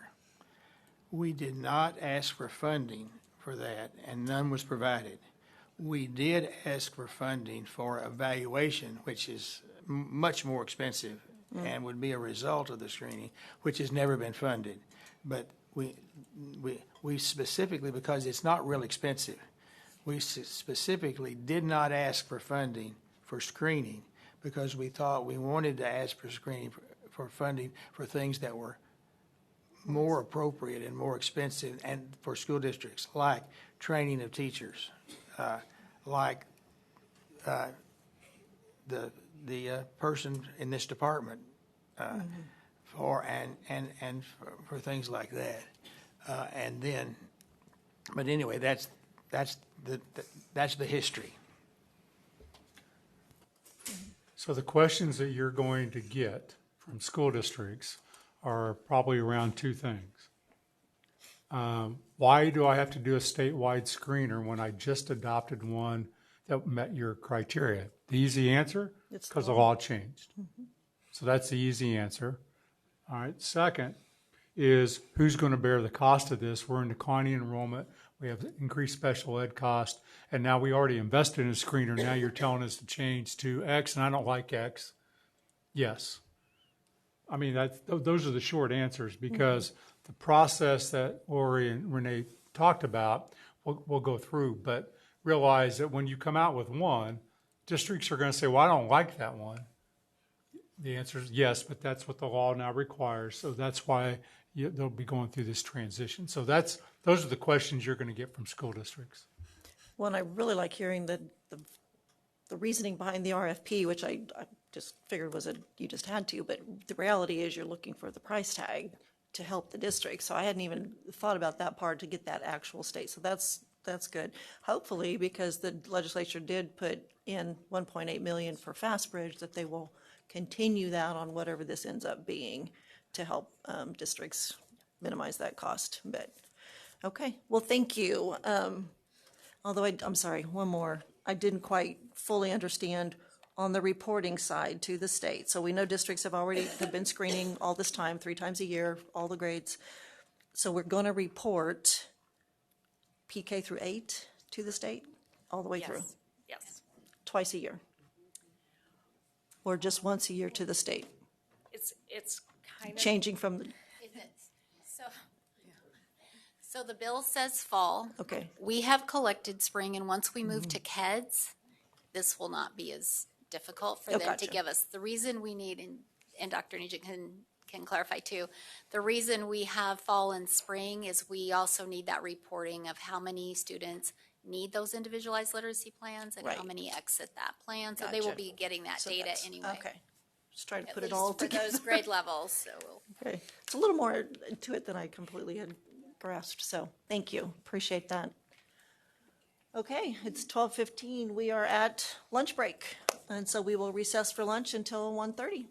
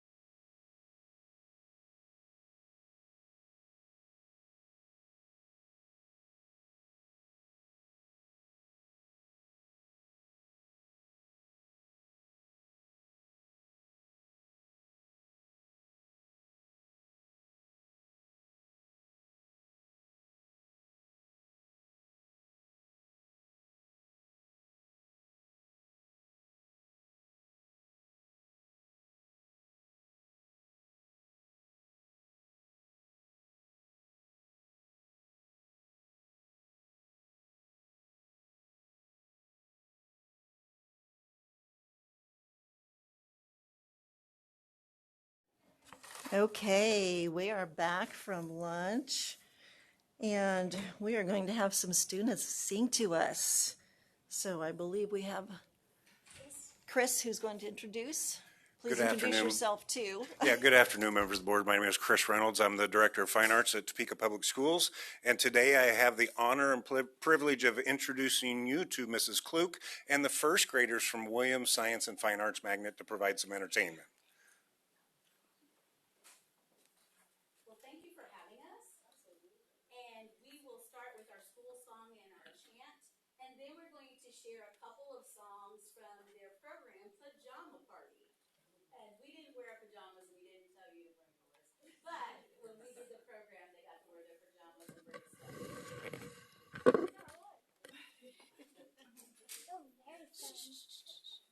Ready? It's great to be a wildcat. To Williams will be true. We'll work to be a miracle, and we're proud of all we do. It's great, we'll tell the stories of Williams' glory days. It's true, reflects the faces of those who passed this way. It's great to be a wildcat. To Williams will be true.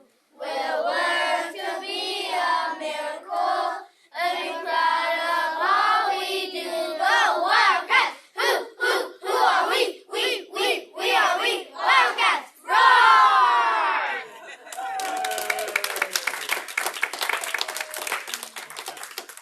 Now, when you have a pajama party, you don't want to go to sleep. You want to stay up all night and have fun with your friends.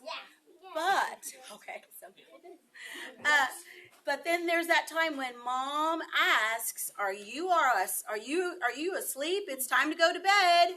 And then you guys say, okay, mom. Shh, shh.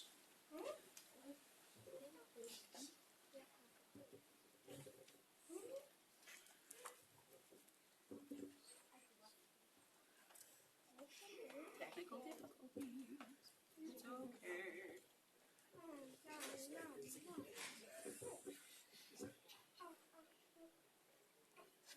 And reach for the ceiling. Reach for the floor. Look at the windows. Look at the closet doors. Touch your knees if you please. Touch your toes. Touch your nose. And hands down at your side. Stand up straight and tall. Straight and tall. Tippy toes. I can't stand like that. Then feet flat on the floor.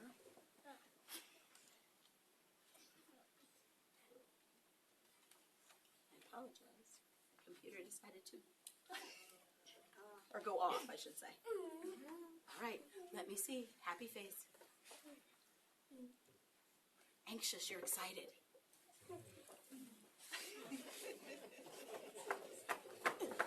And stop.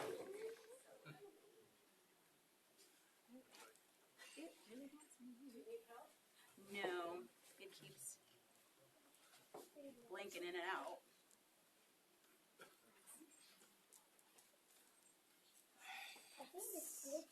It's what? It's not glitching. Oh, it's not blinking, no sir. Thank you though, I have lots of helpful friends. Can you show me a bubble and a ducktail, my friends?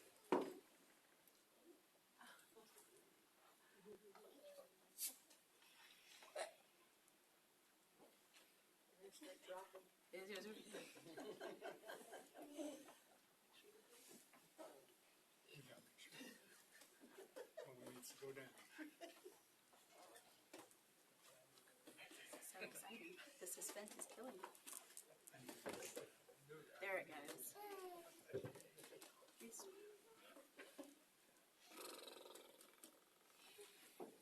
All right, here we go.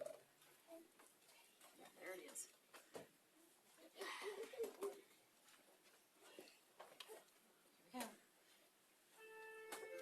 go.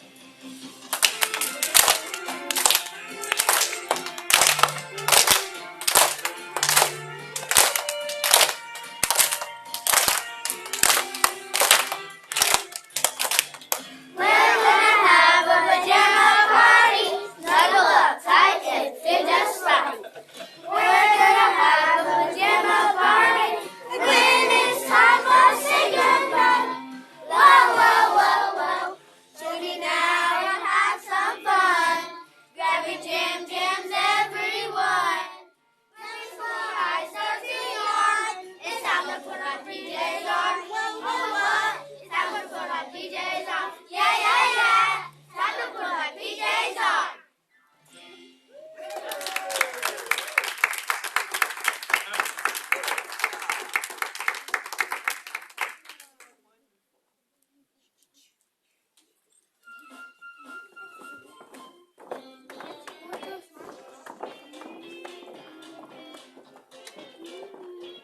After dinner, when it's time, and then I hear her saying, Mommy said it's time for bed, and then I hear her saying, pick up your toys. Pick up your toys. After dinner, when it's time, and then I hear her saying, Mommy said it's time for bed, and then I hear her saying, that's time.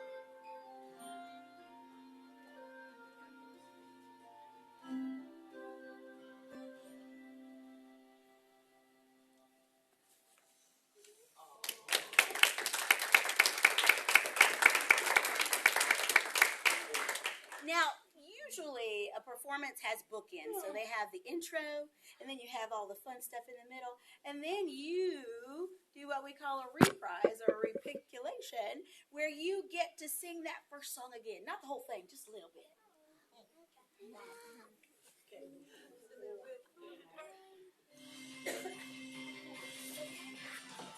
Time for bed. I can't wait. With my friends, I have a day. Okay, time I start to yawn. It's time to put my PJs on. There's a Lovely, they're so fine. They seem to fit just right. Now before I start to yawn, it's time to put my PJs on. We're gonna have a pajama party. Snuggle up tight and feel just right. We're gonna have a pajama party. And when it's time, I'll say goodnight. Whoa, whoa, whoa, whoa. Join me now, we'll have some fun. Grab your jam jams, everyone. But before I start to yawn, it's time to put my PJs on.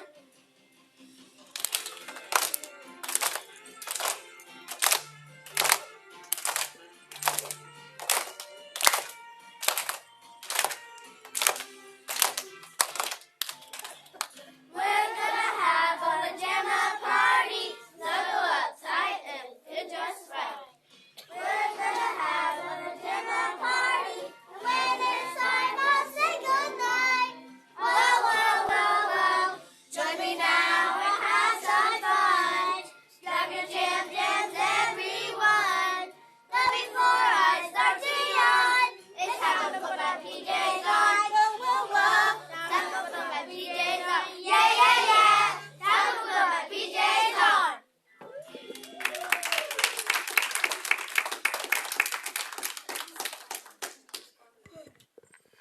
We do have one last song, and Dr. Watson, we'd like to dedicate this last one to you, and thank you for all your years of service to our students across the state of Kansas. So this is our last song today. Give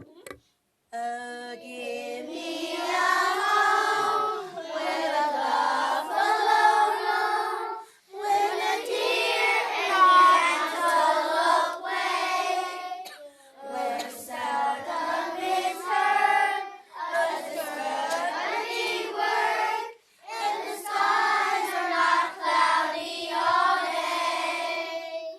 Home on the range, where the deer and the antelope play, where seldom is heard a discouraging word, and the skies are not cloudy all day.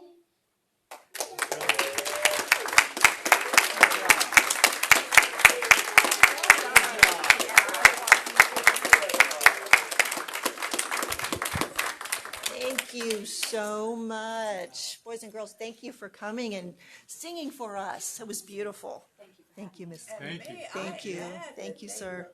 Absolutely gorgeous. Yes. You guys look great. So good.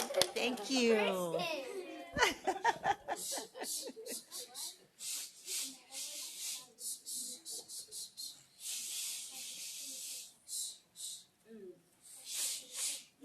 And turn and face this direction. I need to see bubbles and ducklings. Oh, where's your bubble and your ducktail? Oh, so that means you're on the back. Thank you. Bye.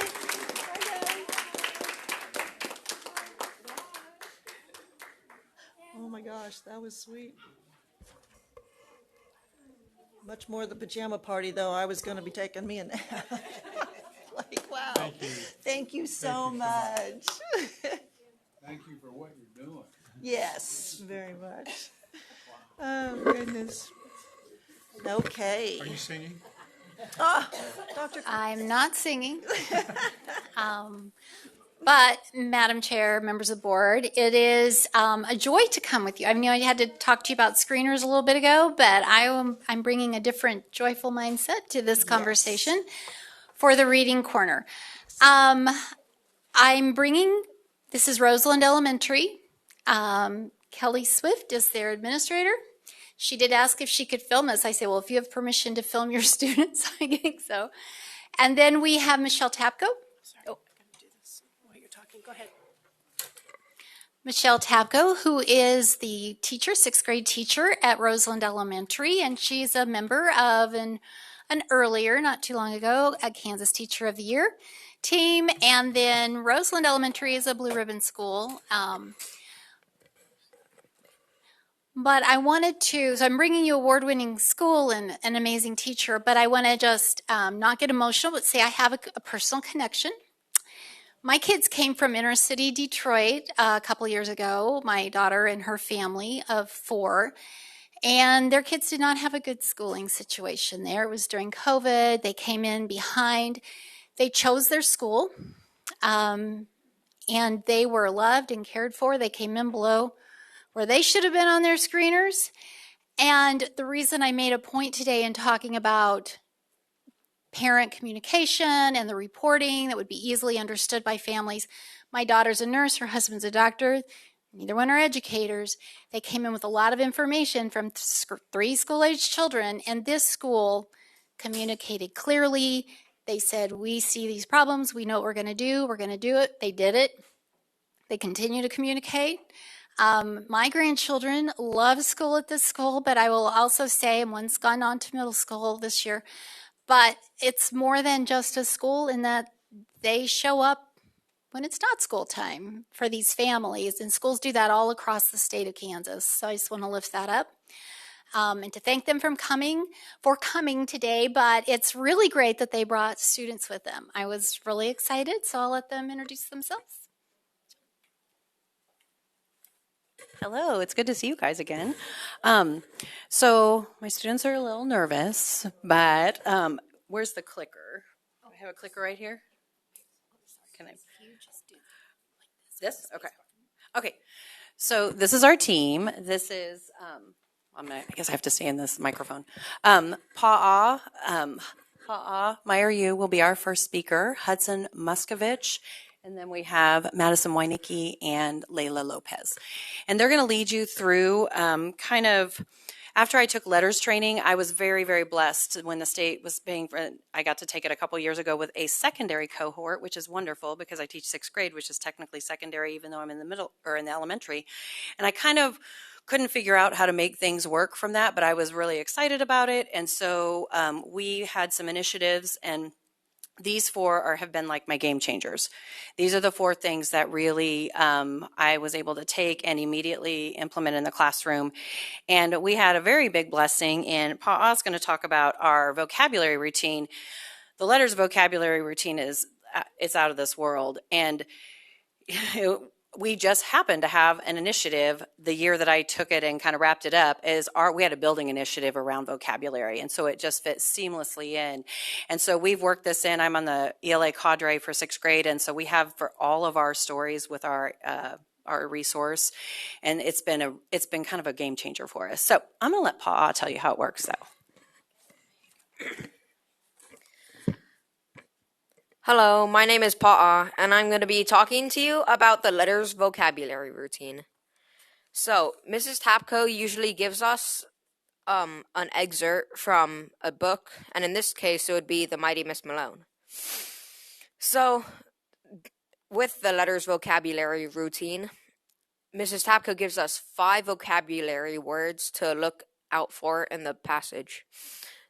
These 5 words in The Mighty Miss Malone are bubbly, digress, humble, seniority, and fumble. Mrs. Tapko also assigns us to do 7 annotations in our book. The 7 annotations have to be how we connect with the text.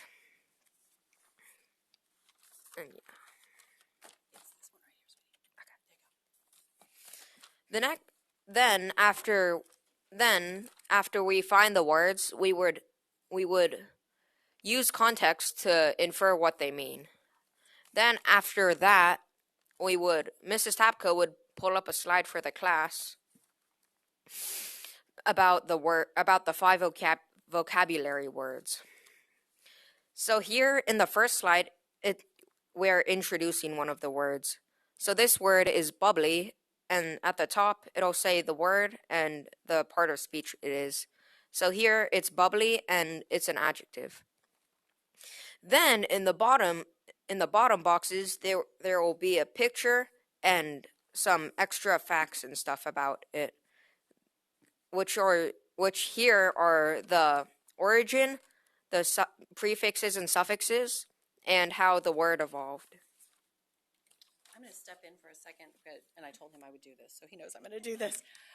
One of the great things about this is it gives the teacher a chance to, like bubbly, you see the ly and you think adverb, but it's bubbly personality. It's not going for that, and so it's a really good chance to like reiterate those higher level skills for the kids. And so that's what I really like about it, is it gives me a lot of flexibility with the slides. And how many times do I say, I don't like this one, and we talk about that and the reason why. So yeah, sorry. So the next slide is usually the spelling and word relationships. At the top box will say spelling and have the spelling of the word. So here it says spelling, drop the E and add Y. So instead of bubble, you drop the E at the end and replace it with a Y. Then it talks about some common synonyms and antonyms for the word. So here is some common synonyms for bubbly are things like vivacious, animated, lively, energetic, dynamic, vibrant, and perky. Some common antonyms it shows here for bubbly are things like lifeless, tired, apathetic, and dull.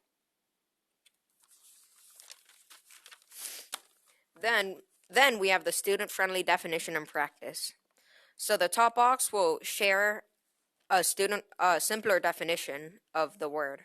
Here it says bubbly is an adjective that means cheerful, bright, or animated. Then it gives an example sentence of how the word should be used. So here it says, the cheerleader had a bubbly personality that pumped up the crowd. Then Mrs. Tapko has the whole class participate by giving a thumbs up or a thumbs down if the word is used correctly. So how about you guys practice with me?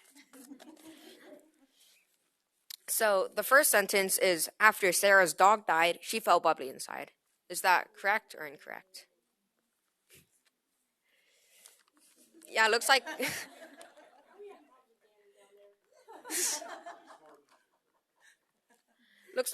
looks like most of us got it correct.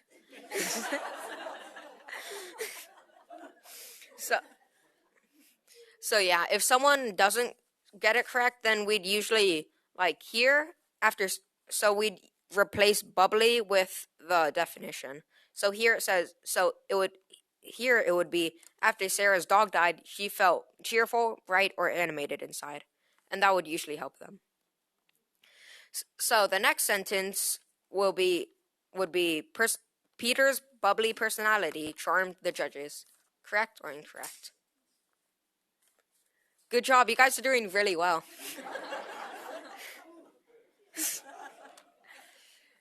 Okay, last sentence. A person with a bubbly personality makes life difficult. Yeah, good job, guys. So then after Mrs. Tapko has us do a whole group, after Mrs. Tapko has the entire class do something, she splits us into smaller groups or partners and asks us usually 2 questions about it. So here the questions are, what are some examples of people that might be bubbly? Can you use the word in a sentence? Then after that, we'd talk with our partner or table and share it with the class. Then we move on to the next word until we're done.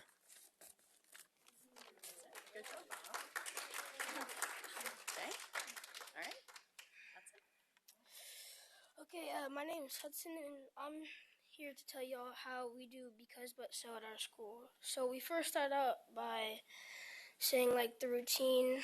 It's adapted from the Writing Revolution, and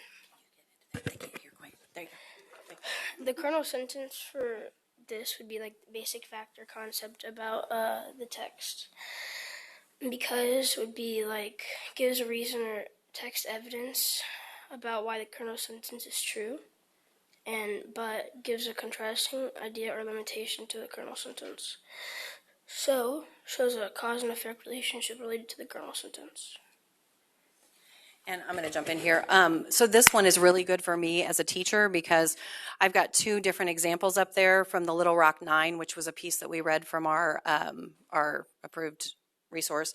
And if you look at the first one, at first glance, you're like, they didn't even capitalize the first letter. And you're kind of like, oh, no. But if you read it, the Little Rock 9 made a difference in the civil rights movement because when people yelled at them and said mean words, they did not get angry at them and tried to hurt them. They acted the best they could so they would have nothing to say about them. The Little Rock 9 made a difference in the civil rights movement, but the narrator was sad that she had to see the soldiers do this. She was proud that the soldiers were protecting her. The Little Rock 9 lady should be made a difference in the civil rights movement so they are remembered in history. So what I like about that is this is a student with a special education IEP who is flagged for comprehension, but clearly they comprehend the text. Now, do I have some grammar work to do? Yep, I got a lot of grammar work, but it's an easy diagnostic for me. And so I use these as checks, and it's supposed to be written like the next example where you put the kernel, then the one with because, then the one with but, then the one with so, and there's a punctuation piece that goes to it. But it's a really good thing, and I use it as part of their assessment to help me assess where we need to go. So it's a really good one. So, okay, thanks, Hudson. Okay. There you go. Hi, my name is Madison. I will be talking about History Genius Hour. So before anything, we start with book research. We usually do a TCI book or Discovering Our Past book.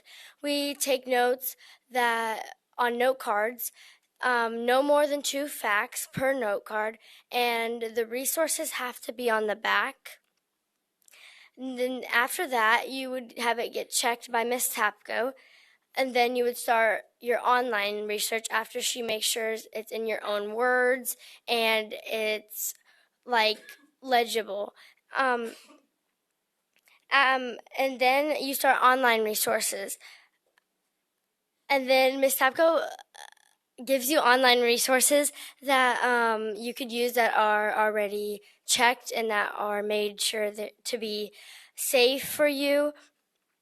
You would take the notes on note cards, and then after that you would have it checked by Ms. Tapko again to make sure it's in your own words as well.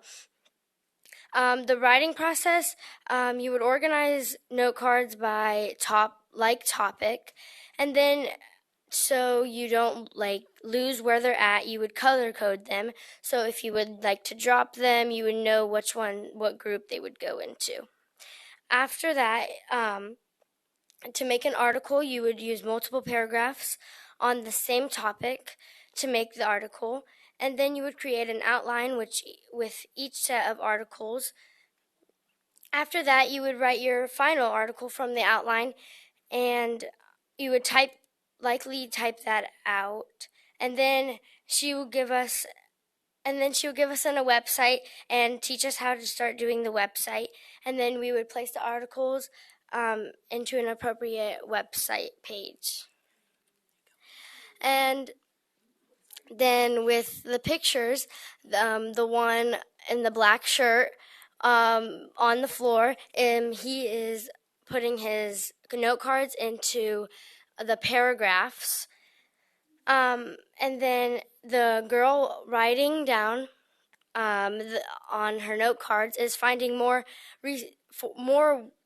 notes from textbook with the topic that she needs to get more notes on. And then the girl typing is typing out her articles to make it, yeah.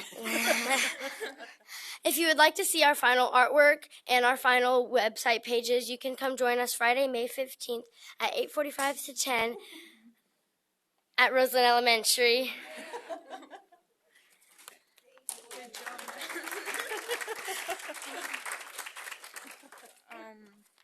Hello, my name is Layla, and I'm here to teach you guys how to do sentence diagramming. In class, Ms. Tapko has taught us that this is our subject and this is our verb, and they never cross paths, so remember that. And as you can see, do I flip it? I'm kind of slow. Yeah, Or do you want to say something? Yeah, there's also a very specific circling, underlining pattern that they do before they do that, but we'll get to that in a minute. So one of the things that, like we had, the vocabulary was our focus a couple years ago with the other one. I've already met with several different vertical teachers in our building, and we are implementing a school-wide sentence diagramming plan where kinder, all they have to know is the who and the do. That's it, and they don't even start it until mid-year. And then we add the bars at first, and then we add like orange colors for the adjectives. And so as they build, as their standards build, they're going to build the diagram so that by the time they get to me, I should be able to review, teach a positives, and then get on independent and dependent clauses. So that's our future path for this. But it's taken a bit to get it off the ground. And they didn't like it at first, but I think they do now. So Layla has a very good example for you. So one day Miss Tapko wrote a sixth grade teacher, Miss Tapko, and her students spoke very eloquently at the State Board of Education. And so that's an example of how we would color code and how everything works, and then to the line diagram. So, do you guys have any questions for us? You need to tell us. I am so impressed. I think this is beautiful. All of you. This is so amazing. Thoughts, anybody? We good? We are, I think so. Oh, sorry.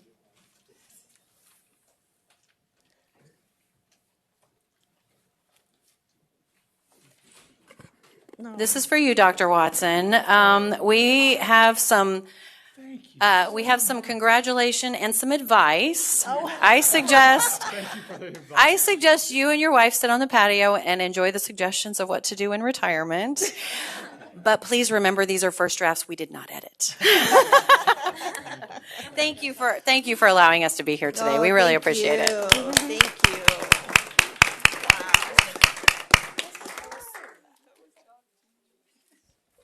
Thank you for coming. That was so beautiful. I learned a lot, by the way. I learned, diagram those sentences.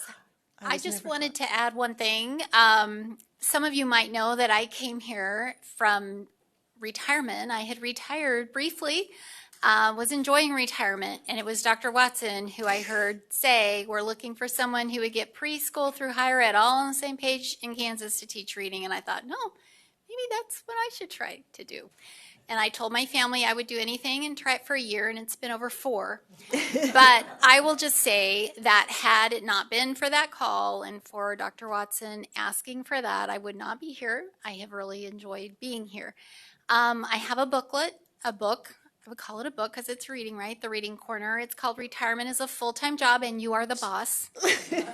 So some of your friends on 6th floor were able to write a few comments in here, so I just wanted to present that as the end of the Reading Corners. Yay. We just get to keep celebrating him all day, today and tomorrow. We're enjoying that. Thank you so much. Okay, well, we have had so much fun with the students, from the little ones singing to the reading of our 6th graders. That's just beautiful. And I know Shane is going to continue to bring it to the state board. Yes, well, thank you, Madam Chair. As we will all learn, my bubbly personality is going to have a positive impact on you. Come on. And thumbs up. I give you a thumbs up. And I am in my Dr. Watson PJams today, too, so that's a double bonus for me. So, all right, enough jokes aside. But before I get started, Madam Chair, I would like to take a moment and thank Dr. Watson for me personally, because without his leadership and him willing to take the risk in me serving in this position, I wouldn't be standing here today. So I truly appreciate you, and my family thanks you, and you've had a tremendous impact in my life, and I'm very appreciative. And I hope you didn't go home and regret your decision to put me in this position. All right, so what I'll be speaking about today is our regulations and rules review. So earlier in the year, February, March, I proposed some conceptual changes for some other regulations. This is a continuance with this work, and it's basically going to be focused on our out-of-state regs. And I noticed in my PowerPoint, I didn't include that regulation number, which is 91-1-204, but I think I included it in your materials. But we'll get into that a little heavier. So our why, it hasn't changed since the last time I came and brought the rules and regs to you, but it is in alignment with your board education goal number 3. And these revisions, they are going to reduce some duplicative requirements, and it's also going to help us to better communicate and support districts with making hiring decisions based on out of state. As I always like to say, and Madam Chair, you've been to numerous of my updates to districts. I only talk about 5 things, and 3 of those things I want to talk about today: out of state licensure, interstate mobility compact, and statute 483406.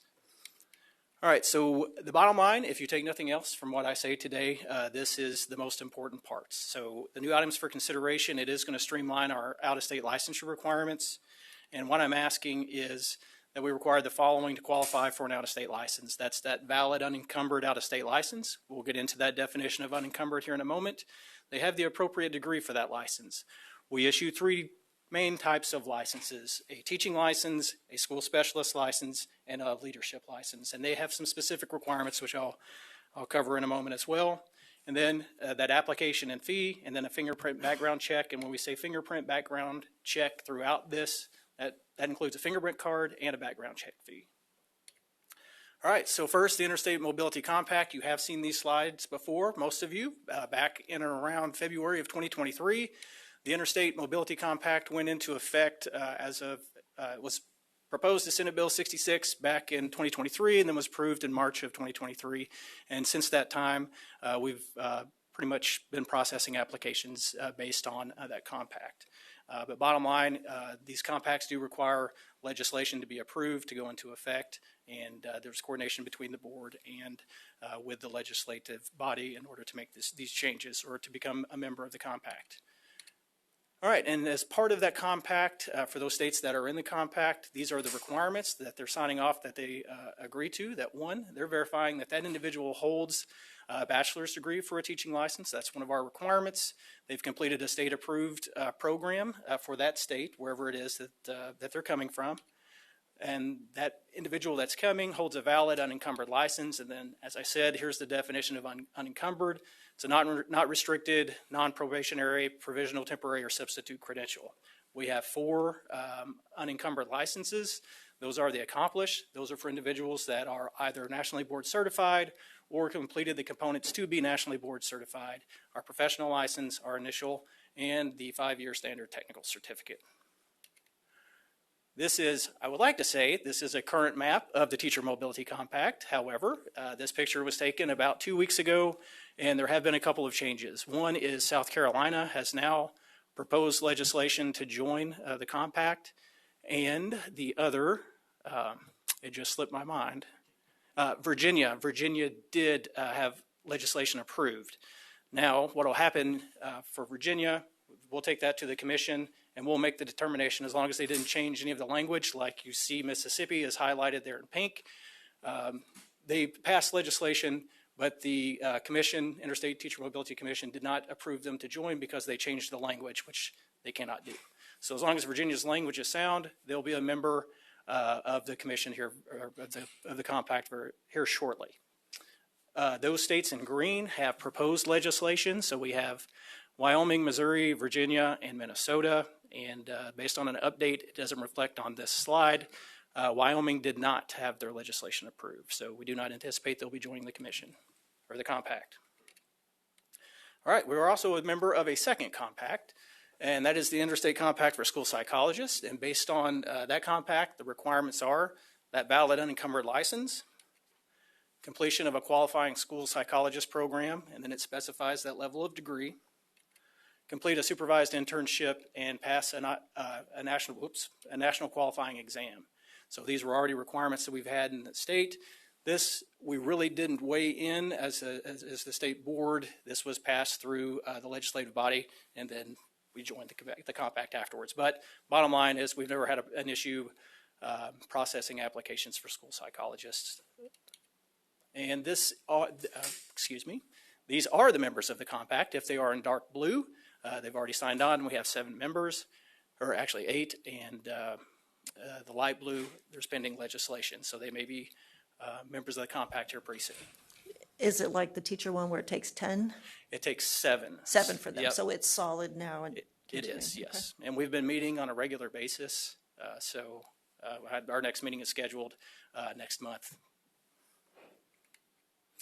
All right, so additional requirements for a compact, because we're going to have a conversation about application and fees next, and in all of our regulations that require some type of application, and it will require a fee, so just be prepared for that. They require that, and they require that background check, and as we've already discussed, when we say background check, this is what we mean. All right. Statute 483406, and I didn't make up this number like my staff likes to tell me I do all the time. And as you can see, that is the title of the statute. Very impressive, very long statute. But anyway, if you read through there, you really don't see anything about teaching licenses or anything else. But this has had a significant impact on how we process applications for people coming out of state. And I'll get into and touch on it a little bit. It has impacted our the fees that we take in as well. All right, so for this statute, yes, sorry. This was July of 2021. Yep. And so based on, and I've tried to make this as simple as possible to explain it. There are some little if then this, but bottom line, individual holds that valid out of state. They have experience in the last 2 years, and they use the term scope of practice. We have in our regulations accredited experience. The scope of practice would take precedent when we review these, which is allowed individuals to qualify that may not normally have qualified in some capacities in the past. But there's the definition of scope of practice, which basically, if you have a license and are you doing that type of work that that license calls for. Whereas we have this very technical definition in our 91-1-200 definition of terms of what accredited experience is, and that is the definition. All right, so additional requirements for statutes 483406, we are put on a timeline as far as when we process applications, so I track this. And these are complete applications, which means we'd have their fingerprint card and they submitted all materials, but bottom line, we process them within 15 days if they're a military service member or spouse, and within 45 days for all other applications, which we generally don't have an issue doing whatsoever. And this is the significant for active military spouses. It waives the fee, and for military spouse, it means the spouse of a military service member. And a military service member means a current member of any branch of the United States Armed Services, United States Military Reserves, or National Guard, or any state or former member with an honorable discharge. So when the statute went into effect in 2001, there have been some changes specifically with this definition of what is a military spouse, what does service member mean, so that there have been quite a few updates that have changed how we've had to process our licenses. But bottom line, roughly about 700 applications a year that will come in that will have to waive the fee because they fit this definition of how we have to waive the fee. So if you want to break that down to numbers, most of those applications are emergency subs, so roughly $60 per application, so you're looking at about $40,000 a year that our balance goes down to be in accordance with this statute. All right, so a couple things about the compacts just to clarify for you. One, teaching licenses, or excuse me, the compact addresses only teaching licenses and school specialists. So that's 2 of the 3 that we discussed that we have licenses for. And it's not applicable to non-specified license type in the compact or non-compact members. So if you're not a compact member, this doesn't get applied. And if it's a teaching license, regardless if you have a teaching license from Oklahoma and a building leadership license, the compact only accounts for your teaching license, not your building leadership. All right, statute 483406, it applies to all licenses. So regardless if it's a school specialist initial teaching license or a leadership license. And for school specialists, there you go, there's the 4 different types of school specialist licenses we issue. And then there's the 2 different type of leadership licenses we issue. All right, so once again, going back to my bottom line ask up front in the presentation, it's to adjust licensure requirements for all out-of-state candidates. And basically for the teaching license, I'm requesting that they would have to have the bachelor's degree, the unencumbered license, application and fee, background check and fee. For school specialists, they have to have that graduate degree for that school specialist. If it's school counselor degree, etc. The unencumbered license, application and fee, background check and fee. And then for our leadership, they would have the graduate degree, unencumbered license, application fee, and background check and fee. So if you look at 91-1204, it's about 6 pages of if this, then this would simplify and make the process easier for our practitioners in our districts that are looking to hire people out of state. Okay, thank you. Give me a little information on why the fee, especially since we are wanting teachers, just background, why the fee and what it covers. Yeah, so as far as the fees, the application fee, our application fee is basically fills our fee fund. So for like my team, we are fee funded. If we don't collect a fee, there's not staff to do this work. But within that application is also built in about $15 out of every application goes to cover our wrap back charge with KBI. So when someone submits an application to the team, we get that fingerprint background check. That fingerprint card enrolls that individual into the wrap back system. And that wrap back system notifies us if that person's criminal history changes. An educator goes, they get arrested, it gets entered in. We get notified at 2 o'clock in the morning when that happens. So it covers that. And if a license expires, we have to pull them out of that system because we have to pay KBI to remain in that wrap back system. So $15 out of that goes to KBI. I guess is an easy way to think about it. Yeah. Did I answer your question? Yes. Okay. Just clarification, I wanted that pointed out. Sure, What yes, it ma'am. covered, yes. Yep. So Shane, what you're asking for, to go back to your kind of ending, Oh, yeah. Sorry. no, you're fine. This aligns with the compact. This aligns, well, yes, for those that are compact states, but it also That's aligns what I'm with saying. the statute as well. So it's covering all of our licenses, whereas our compact's only for school psychologists and teaching licenses. Right. It kind of takes the language from the statute and the compact and molds it Molds it together. to one thing. Yeah. So everybody's being treated the same, basically, no matter where they're coming from. Correct, yeah. And, one other state that's in the compact, that's Nebraska, they have made the decision to go in this manner as well with their licenses, so it seems to be working for them. Okay. Any thoughts? Yes, absolutely. Thank you, because I remember the good old, not so good old days. So does this expedite the process for hiring teachers who have not received a Kansas teaching certificate thus Well, far? not necessarily, but what it does is it allows that district to have some, this would simplify, they can understand if this person meets these requirements in Arkansas and they're applying, then they're going to receive a close to reciprocal license in Kansas if we offer that type of endorsement.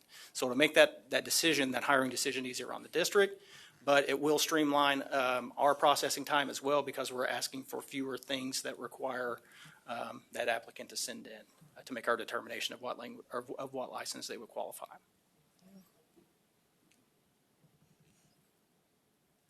Anybody else? Okay, and this is a receive item today, so this would be a vote for next month. And I do have one alibi I'd like to speak to, and that is my recommended motion. Please disregard that, and it is in the board material items too. I'm going to adjust that because I'm not doing specific changes right now. These are conceptual, and I'll explain that better for the recommended motion because later we'll come back with all the changes that are made to the regulation, which are a lot. So. Okay, thank you. And then next, we're going to talk about those, are things moving on you? All right, and I am going to have to phone a friend on this one throughout the presentation, and that's Dr. John Hess. Yes. It's a great wingman to have. I'm sure. Okay, so next up is license application fee changes as a receive item. Okay. Is it okay to go before you receive the materials? Okay, thank you, Madam Chair. Okay, excellent. All right, real quick, just so you know, I've talked to a couple of, the last presentation, I didn't give you the reg numbers, but here you have the statute and the regulations that all reference fees of some sort. And very important for you is statutory, is KSA 72-2156. That's what gives you all the authority to set and establish what the fees are. There's no other piece to feed into that. The board gets to make that decision. The rest of the regulations that you see there are licensure regulations, and each one of them reference an application and a fee of some sort. So even though it looks like one thing we're doing, it impacts numerous regulations. All right, so a little background through fiscal year of 2022. We were collecting more money, and I'd say there's a couple of reasons for that. When I came back to the agency, we did have quite a bit of turnover, and we didn't have as many staff that were serving positions. So I guess that means you got my services to do a lot of things for a lot cheaper than you would have done, a couple of years prior. But so there was some buildup with the fund. We did do some hiring to get, close to being fully filled. We have not ever been fully filled, and I actually have a couple positions that are out there that I'm not going to fill, and we're going to have an individual that's going to retire, and I'm not going to fill that position either. So it's just want people to know that we have been thinking about, funding, and if I don't need the person, I'm definitely not going to hire that just to be a good steward of those funds. Big changes. The main thing that's impacting this is salary changes over the last 4 years. The legislature implemented, luckily, I'm happy about it, some salary increases and some significant. So that cost is real, and that has really impacted the fund. So you take that increase in salary, and we're going to get into building rent fees as well, that has impacted us, and some of these other statutes where we've not collected fees, and it creates this situation where we have to make an adjustment. So here's the numbers since 2022. I talked about salary and wages. You can see about $200,000 a year is the change based on the salary percentage cost of living improvements that have been made. And then our office rent, you can see how that's grown from 2022 to 2025. So, I've kind of mentioned, we've tried to limit costs. So we recently moved some of our space, condensed space in the agency. That's helped us save, roughly $60,000 out of that. And the number of staff on the team, I do have positions that I'm not going to fill, so that reduces that requirement as well. And I may let John explain a little bit about the first bullet, but we had extra money that we needed to spend down, so we did use some of that to cover some of the costs and some other things. And when we talk about the revenue, I mentioned once again that the statute changes also that kind of impact our revenue. As we were dealing with COVID and different licensing options that we came in, we waived quite a few fees for a lot of folks, which also had somewhat of an impact there from, I think 2022, and I think around 2023 is when we stopped waiving the fees. So all of that had an impact. And I noticed, once again, as I was reviewing my slides, I did not cover what we were actually asking for, but the sheet that you have on you, it does identify what we're actually asking, and that's basically a $20 increase across the board for our application fees. And the important thing we want to point out is if our fees would have been adjusted for inflation since the last time we updated them, which was 2014, we're still going to be under that inflation cost with the $20 request that we're having across the board. So, any questions? So I just want to remind the board that this is different parts of the agency are funded either federal or state. This is very unique. It's fee funded. So everyone that works in licensure is generated out of the funds of fee funds. And as Shane pointed out, the two major impacts other than inflation over a 12-year period has been a significant increase in space cost. And we've mitigated that a little bit by moving his team across the hall and shrinking some of that space, and then personnel costs related to salary increases over that time. So that's why none of you have seen Shane come before you, because it's been since 2014 that we've raised these. In an agreement with teachers way back when we said we'll never increase more than cost of inflation. And we're sticking to that even with the proposed increases today. So.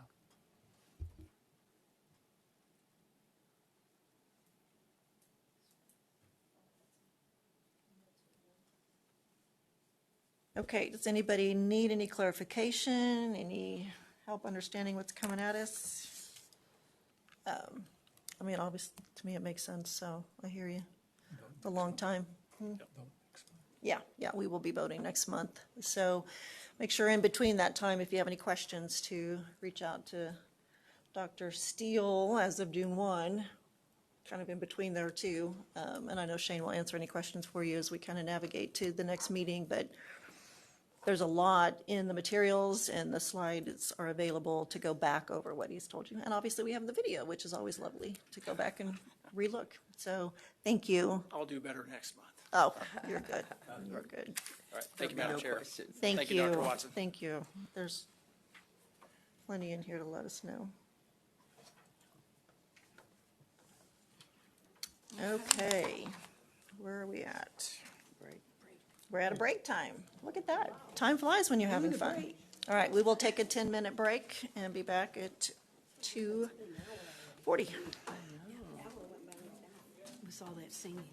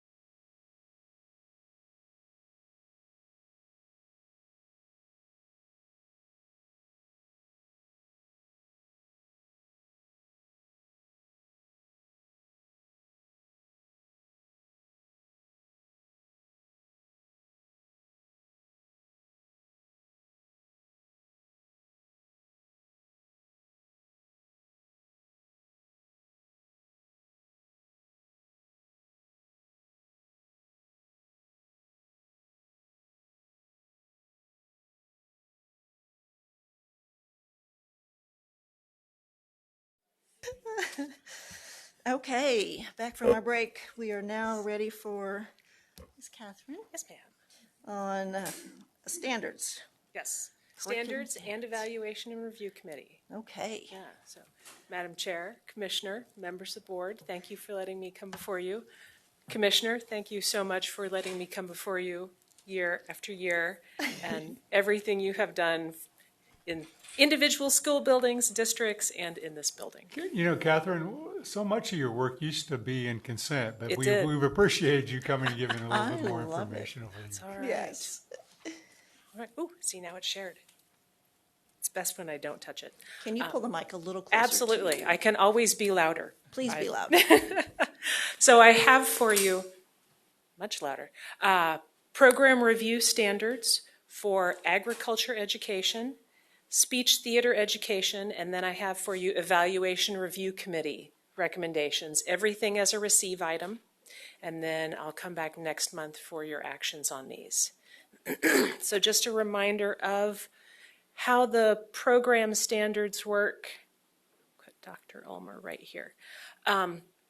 The higher ed institutions use the programs for each license and endorsement area to craft their programs and to make sure they are staying aligned to what has been defined as the knowledge and skills of the just qualified program completer.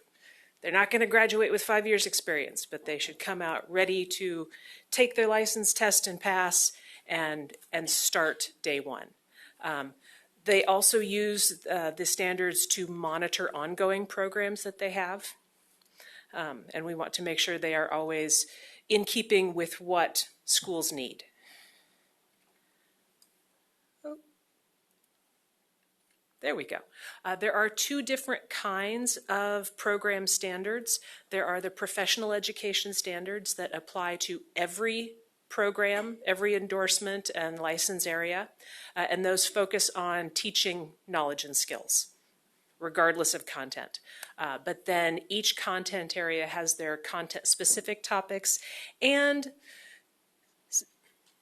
pedagogy that is how things are taught in that content area.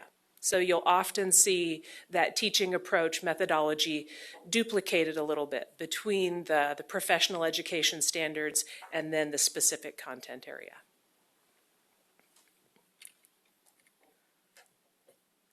Can I master the right thing to click? There we go. All right, so first I have for you the standards for agriculture education for grades 6 through 12. And Dr. Jonathan Ulmer from Kansas State was one of the leads on that drafting committee. Dr. Ulmer, I am happy to run the slides if you would talk about all the fantastic changes that your committee made.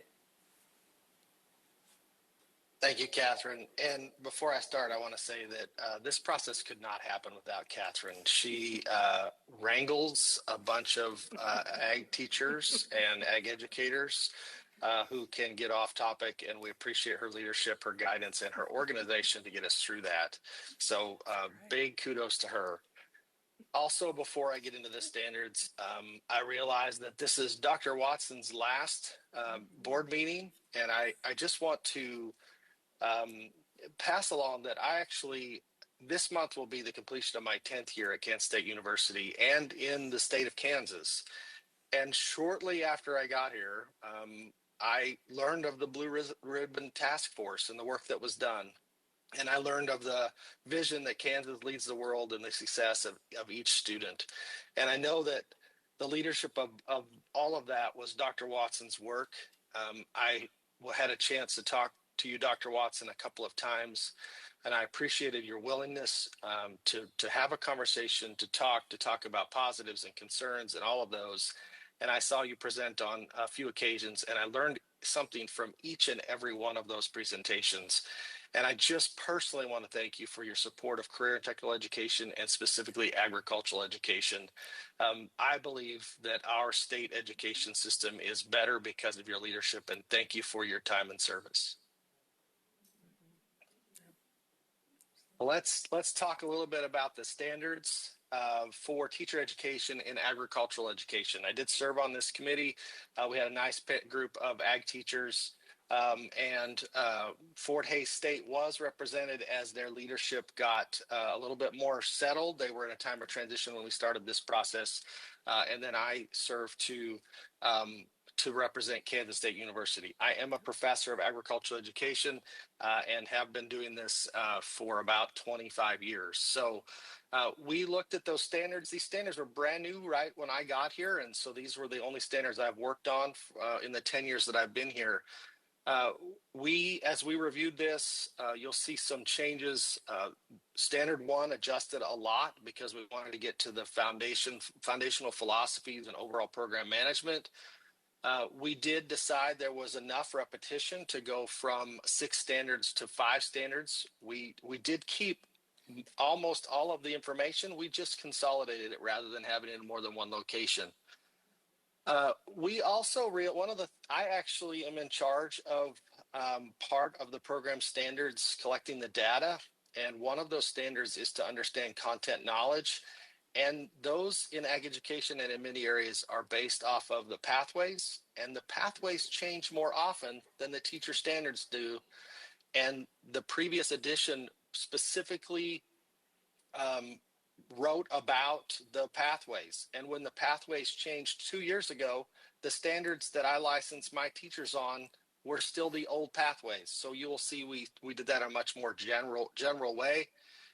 And while we don't talk quite as much about college and career readiness as we did maybe 8 or 10 years ago, we as ag educators felt it was still very important to call out college and career readiness within our standards. And you will see a little bit of reinforcement of the professional behavior or professional standards that you will see in the professional educator standards, because we felt that it was an issue that we needed to continue to keep at the forefront of our teacher education. So when we look at Standard 1,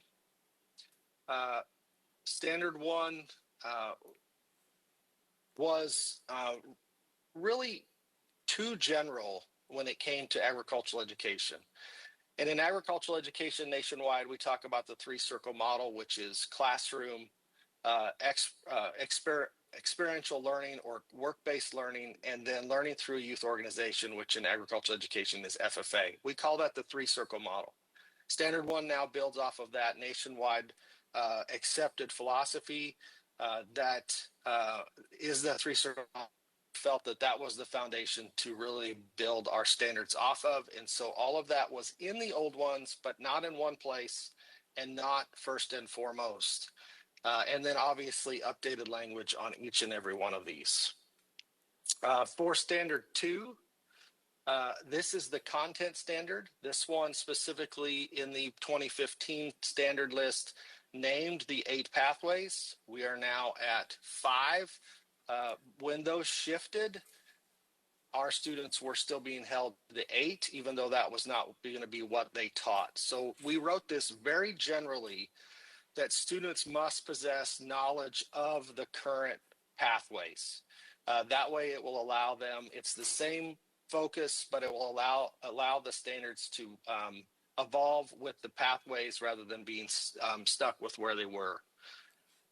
In Standard 3, we truly believe, and I think most people do, that career and technical education, and specifically agricultural education, must also teach core academic subjects in an applied and integrated way. And Standard 3 is all about integrating those core subjects into agricultural education. We did add social studies to these list of content areas because we often don't call out social studies, and the impact of even if you just look at the history of the United States, the impact of agriculture within that history is pretty dramatic, and we don't give credit for that. It's a piece that we do, and we felt that it was a piece that we needed to make sure that our future teachers thought about. It gets a little confusing when we get to Standard 4. Old Standard 4 was really repetitious of much of the information, but also included critical thinking, higher order thinking skills. We decided that would be best if it were combined, So if you look at the next slide, standard 5 was really about instructional practices, methodologies. How do you teach agriculture? How do you teach using the experiential learning model? How do you teach using hands-on? All of those types of methods. We felt that the critical thinking, the higher order thinking skills, and the effective practice go well together. So old 4 and old 5 were combined into the new number 5. The material are all still there. They just were combined into one. We also had our workplace learning in this standard originally, and it was moved to standard 1. This is also where we added the college and career readiness, and we made sure that all of this was based into the content of agriculture, which we reference again as the current pathways. And finally, because we combined to old standard 6 became new standard 5, and this is really around the professional responsibility. What does it mean to be a professional educator? What does it mean to act, live, and work with the standards and ethics and morals of an educator? And so what was 6 standards have gone to 5, but they are much of the information is all the same with updated verbiage, some combining and some reducing of repetition. That is the standards that our group put together and that I am here to present for you today. So I would be happy to stand for any questions. Okay, board, with that, do we have any? Yes, Mr. Porter? What I'm going to say is very picky and probably only bothers me. I don't like the term college and career readiness. And the reason I don't like that is because for decades, we have seen 2 classes of citizenship, those that were going to college and those that were not. And by using that, and if nothing changes, I'm going to be fine with that too. But by using college first, I think it still implies the same thing. I would much prefer that to be something like post-secondary readiness. Again, that may just be me, and that's okay. Up for discussion. Melanie? Thank you, Madam Chair. I just have a quick question. How large was the work group that worked on this? 5 people, 20 people? Just want to get a feel for it. 8 to 12? Yeah, I was going to say, I can't remember off the top of my head, but it was over 10. I think it was 12. I actually think it was 12 to 15. Wow. Yeah. I would have to go back and look at my records. No, that's great. I appreciate that. Thank you. Just wanted to get a feel for it. So do we want to step into Mr. Porter's comments, or Beryl, you're nodding your head. Do you have a comment? Go for it. Thank you, Madam Chair. Thank you, Mr. Porter. I was just agreeing because that's often something that runs through my mind.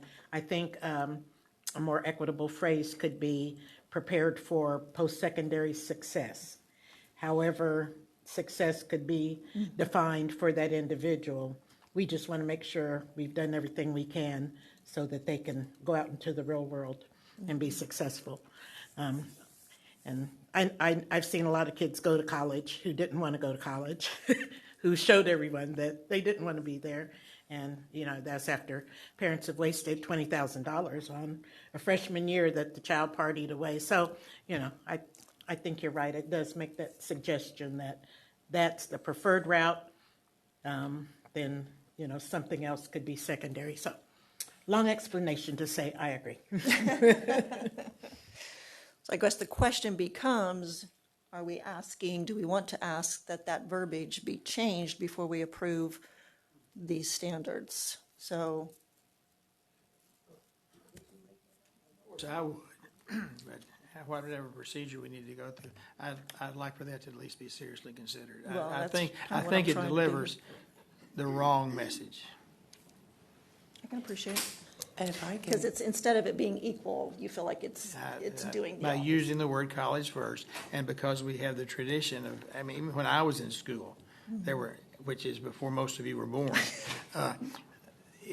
Those people, there were two classes of citizenship, basically. Those who were going to go to college, even though there weren't as many percentage-wise as there are now. Yeah.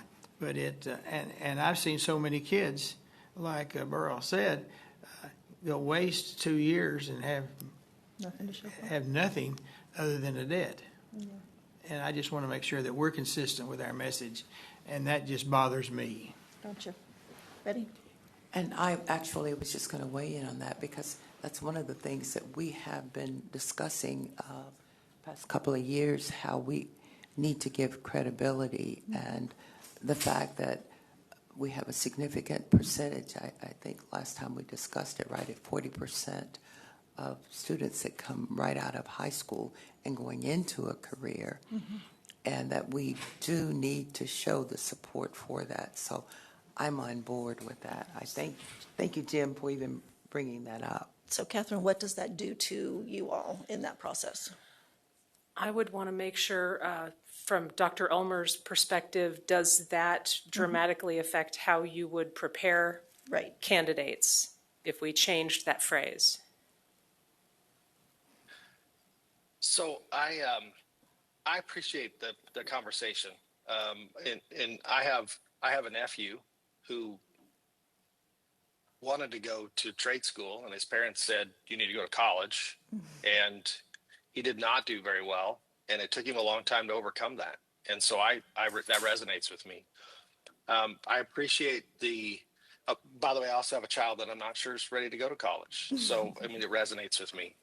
I will tell you that the reason it is that terminology is because there are actually national standards that are called college and career readiness standards, and that's what we're trying to reference there. As you were talking, I was kind of wrapping my head around it. Now realize I'm a college professor, so that's what I live. And when I hear post-secondary, we often say post-secondary education. And I think of post-secondary personally as the next step of education. And what you're making me think about is post-secondary as after high school graduation, whatever the path that is. I honestly, the intent of the committee was for us to be sure we were helping our future teachers understand their obligation to help make sure students are ready for whichever path they take. And there's multiple paths there. It's 4-year, 2-year certificate, trade school, straight to career, whatever that may, military, whatever that may be. And I don't believe that I don't see that changing to post-secondary success or readiness changes what our intent was. I do think in educational terminology, it will take us remembering what was intended there when college and career standards was kind of what we were talking about as we would introduce our students to college and career readiness standards. But I understand, Mr. Porter, I understand your concern and I hear what you're saying. I think the change, I don't believe would change it significantly. Okay. All right. Anybody else want to weigh in? We're good? Melanie? I just kind of did a quick look because this is language that we've known for a long time. And so I was looking at the commissioner to see if he was going to pipe up and say, hey, this is the origin and why. However, as I look through, just a quick cursory glance at KSDE, there are a lot of places where we're already saying post-secondary readiness. And in fact, there's another place on KSDE's website where I found real-world readiness. So I guess I appreciate where Jim is coming from, and I like this direction. I would ask, is this a change that we can make across the board? I mean, we can have this conversation this one time for this one item, but let's make it stick. Let's make it real. Yeah. Yeah. Thank you. So I think to answer your question, Melanie, the reason we went to post-secondary was to honor all paths after high school. And as you know, and I'll talk about it tomorrow when we talk about the National Student Clearinghouse, that a baccalaureate, master's, PhD path is a viable path, and we need in our workforce about 40% of Kansans to have that path. But another 40% need a less than baccalaureate path, including military. And so by honoring that, you're honoring all post-secondary paths in an equal basis. As Jim said, even as probably as late as less than 10 years ago, most people would have a senior night in high school and only talk about the scholarships that were going to four-year colleges. And that has totally changed, if you've been on the board, to where all kids now that are going on to John Deere Academy or Flint Hills Technical School are also recognized. And I think we want to continue to champion that, including, not diminish, going to a four-year baccalaureate program is very viable. Did you have some? I've been preaching this for 10 years. So for those of you that have been around, I've heard this over and over and over again. That's always been a concern. Yeah. But in this capacity, in this standard, I think we're probably okay for the moment, or would you rather see it change? Like, I'm really wanting just like, where do we want to sit in this? Do we want to ask for the change? I would prefer to see it changed. Okay. I know, right? Do we need to make a motion? Do we want to make sure the board giving it? I would suggest you're giving advice to the committee to bring back to you before final action. Okay. Okay. Okay. Okay. That is our advice then. All right. Okay. I will plan to have a revised copy for Okay. you for next month. All right. Thank you very much. And thank you, Dr. Ulmer. Appreciate it. Thank you for your time. Absolutely. very Thank you for much. yours. That was a lot, I am sure. Thank you. And wrangling and all the things. Yes, yes. Let's see if I can get the buttons to work right. So next I have for you Dr. Shane Kirchner from McPherson College to talk about the speech theater standards. All right. Welcome. Wearing a different hat this time. Been here several times for Cap Coat. That's another role. And as long as we're sharing Randy stories, I guess it's my turn. We just keep getting him. Let's see, where do we start? I think Randy was the superintendent in McPherson when I was first hired as a Spanish and a speech theater teacher there, probably in 94, 95, something like that. So, so Randy and I have known each other. He taught several of my master's classes when I got my degree. Oh, nice. And so both went to K-State, so lots of interactions with Randy over the years. But we're going to move on to more important things, the speech theater standards. So we had a team of, again, probably 10 or so who came in that group. We were from all segments of Kansas. We had some of the Kansas City area theater and debate team coaches there, the forensics people. We had some that were just theater people. We had others who were just forensics people. You should know that we were meeting from sometimes 4 to 7 because people were literally sitting in their theater as kids were running across the stage, building and painting, and they were saying, "Stop, don't do that." They would yell at someone as they were in the middle of our meeting. So we had a very dedicated team of folks. The two co-chairs are myself from McPherson and Ken, lost his last name, who does the debate from Sterling College. Sorry, Ken, forgot your last name. But anyway, we had a wide group of individuals who have this perspective. So got lots of good perspective. One of our initial debates we had was, should we split speech theater into speech and theater, having two different licenses? Because we tend to see in the state of Kansas, you're either a theater teacher or you're a debate forensics teacher, and the two do not overlap. But we acknowledge that in the time of a teacher shortage, we don't need to be putting up more walls. We need to be bringing those down. So after probably 2 meetings worth, so 4 or so hours of discussion, before we even got to the standards, we decided we need to leave it there. We accepted it's broad, And we have some people who go, if you go to McPherson, you're going there for a theater degree. We don't do hardly anything on debate and forensics, but we feel we threw enough into our program specifically that we can say those teachers are at least exposed to debate and forensics. So they may not be the best at it when they get started, but if it's a passion they have, they'll pick it up, and we're confident they'll know how to do that. Same thing with those that go to Sterling, for example, that is a heavy debate school. They'll have at least enough theater that they'll know how to do things. So we just know that we're very conscious of that decision as we looked into those kinds of things.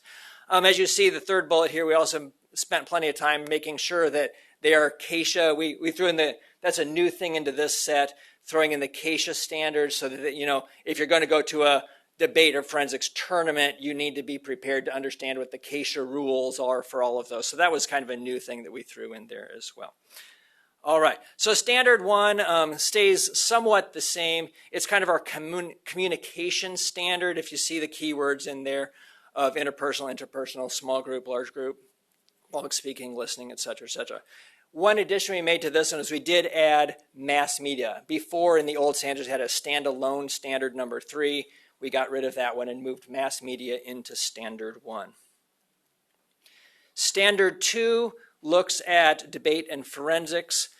So we, again, generally kept that, and you'll see that we added, that's where the CASHA word and vocabulary comes into there. Again, trying to keep in writing, critical thinking, listening, performing. Some of those cross-curricular themes got thrown in there as well. Standard 3 was, the old one was speech theater, was the mass media one. We kind of threw that one out, added that to number 1, and then created this, moved the old number 4 became the new number 3, moved the theater up. And again, this is a very broad one. If you talk about knowing dramatic literature, so you have to read Shakespeare and other modern plays, you have to know how to build and paint and costume, do makeup, design, lighting, all of those components, as well as literature and history of the super broad world of theater, as well as acting and directing. And one of my big complaints is to see a lot of people who want to become theater teachers because they love the theater. But we need to ask, do you like directing? Because you may love to act, but that doesn't mean you know anything about directing. And that's two very different things. I want to make sure, try to understand that as we look at this very complex item. Number 4, the new number 4 is program management. The old wording was very much, and can run a theater program. But we thought, we need to broaden that to running a debate program, which includes fundraisers, getting buses put together, how to run a debate tournament or a forensic tournament, what parents to contact to bring cinnamon rolls for the coaches' room, very critical components. You have to, how to recruit judges and all those kinds of things. So we said this can't not just be program of running a theater program, but how do you also run the speech debate program. So we put both of those in, so a little bit of all of that. Number 5 comes into pedagogy, real world connections. The real world connections comes from the old version, the last standard was, and you can look at theater in particular, but also debate and forensics as a reflection of the person, kind of like poetry, theater, movies, all that is a way to learn about ourselves. We wanted to keep that mentality, so we dropped it into this one. So it's pedagogy, because teaching debate is different than teaching forensics, which is different than teaching mathematics and everything else. So we had the pedagogy specific to speech theater, communications, but then also want to make sure we kept that real life component to that one. And then we added our fairly new one, a field experience one. And we acknowledge that this for our small colleges and a lot of people is going to be a challenge, because we're saying that we expect new teachers to have experience in performance and technical theater and debate and forensics. And there is no student teaching position in the world that will give you all of that. But we're saying, maybe as a sophomore, you go observe in the fall and you help judge a debate tournament. Got that one checked off. In the spring, you go judge a forensics tournament and student teach. You do your student teaching in a speech class and maybe a theater class. So at some point in their career, they need to check off all 4 of these boxes: debate, forensics, acting, directing, and speech. So that's our goal there. And we understand, and we had a long argument about that because, again, I'm a theater school. Ken is from a debate school. They don't, but we're going to force our kids. It doesn't have to be a full-blown student teaching, but it needs to be at least some physical experience being there. And again, it may be just, I don't know, I'll go judge something this weekend, and you've at least seen how a debate tournament functions. Maybe not in depth, but at least enough. So that was our hope. So those are those. Questions or comments? I always appreciate hearing the arguments. Like, I love knowing that there was a tension going on as you were having those conversations, and how do we make this work, and what makes sense, and, just that there was hard work put into it. There was good 20 hours or so of discussion. Then we broke into teams of usually 2 or 3. Like, I'm a theater guy. You and me, we can work on the theater one. You debate people work on the debate forensics one. So we kind of specialize into our area. We wrote up a draft of standards. Then we go and wordsmith it as a group and bring the whole group back to do that. So good. Thank you. Appreciate that. Melanie. Not a question, just a quick comment. Sometimes a career is long. And I love that you kept them together because it provides some flexibility, especially when I think about rural Kansas and needing someone that can cover both speech and debate and theater and forensics. So thank you. I love that. yeah, I follow the Facebooks. There's a good or bad. There's a group out there called Kansas Educators on Facebook group, and it's really cool and awesome, and it's really negative at the same time. If you ever watch that, I hate my job. I don't know. It's like, well. And that was a complaint I saw the other day, and someone said, "Have you tried a different grade?" It can be as simple as that. Yes. I'm so over 3rd grade. Well, try 1st grade. It'll be a whole new life for you for the next 10 years. Don't give up on teaching because you're angry at the moment. Mm-hmm. Teaching is much greater than that year, and that going too far. I'll stop. Get right back to you, Connie. I saw Dennis before, so Dennis. Well, this has been fun, but I got to differ with you. Sterling is a great theater school. They are too.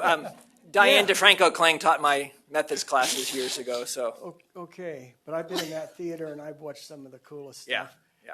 And they were some of my son's. My son's wife was on stage, and her sister, and so I did. No, I agree with you because we're going to duke it out here. We are, Connie. Thank you. My question is, can a person teach both of those? Because like you said, there's a teacher shortage and maybe a smaller school can't afford to hire 2. Would the person, when they graduate, be able to do both? Mm-hmm. Maybe not well in one, but well in, you know what I mean? Yes. I mean, they can. Yeah, that's they the can. goal. Mm-hmm. That's why it's one hyphenated license. Yeah. Yeah. And again, some of the smaller schools I know, I think of Quinter, had a good friend who taught, he was not licensed ever, but he taught the theater program for probably 10 years in Quinter. He was what we'd call a Rule 10 coach. He'd go in after school and help. So there's a lot of smaller programs that piecemeal things together and make it work how they need to. Jim? I just wanted to echo, I appreciate the keeping them together. I represent a whole lot of pretty small schools that couldn't afford 2 different people. And you're going to be you're going to be better at one than the other. But the fact is, it's better than nothing.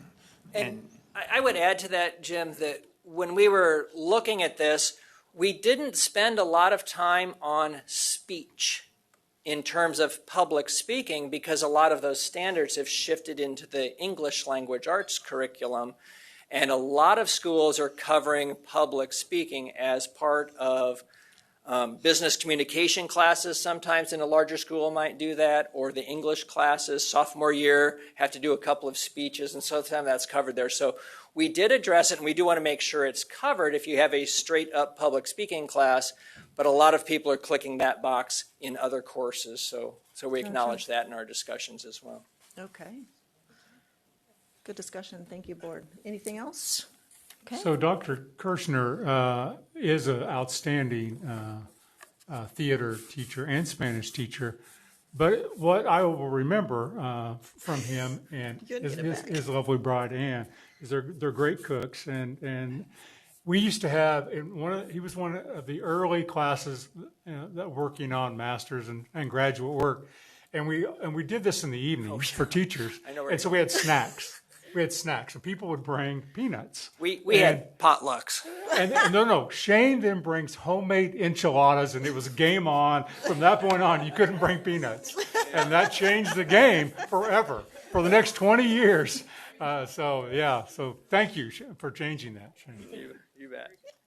All right. Thank you so much. All right.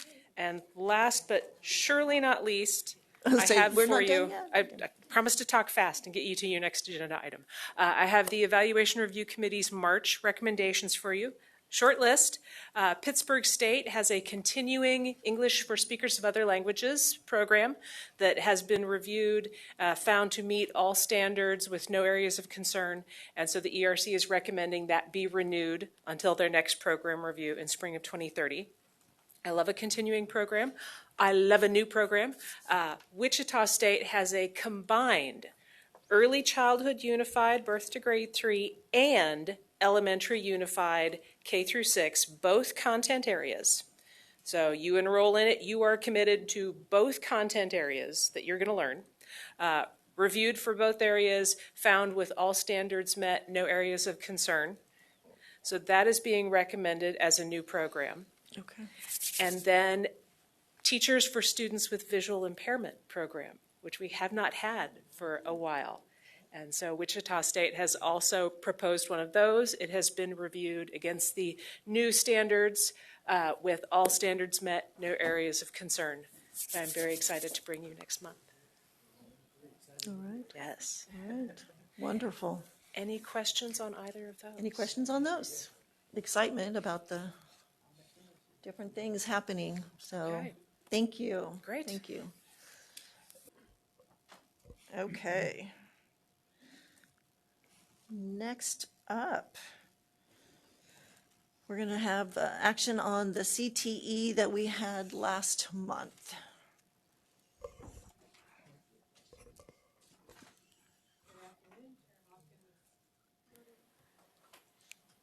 Blue light, right? Yeah, got it. Commissioner, board members, stepping in for Natalie today. She's attending a conference. Okay. And so hopefully this is short and sweet, but I do just want to take a moment to say my name is Beth Foltz. I'm the current director of Career Standards and Assessment. And on behalf of our whole team, I just want to thank the commissioner for all the support over the years. He's been a big advocate, whether it was the standards work we've come to you, the literacy work that Lori does, the career and technical education, the whole group is back here today to be supportive and to say thank you. Assessments, research, and evaluation, we just really appreciate all of it. So no stories today. It's okay. So how many of you did your homework? Oh, sure. How many of us are going to lie right now? Did anyone bring it back? Are we supposed to bring it back? Okay. Well, no, she's kidding. No. So there are two motions before you. One would be to approve the cluster reviews, and the other, the credential recommendations. So we're here to answer any questions that you have, and then would ask that you vote approval. Okay. Any questions that we need clarified before acting? Well, actually, my question was on the motion. Are they both, is it May 1 and 2 made together, or just we vote on them separately?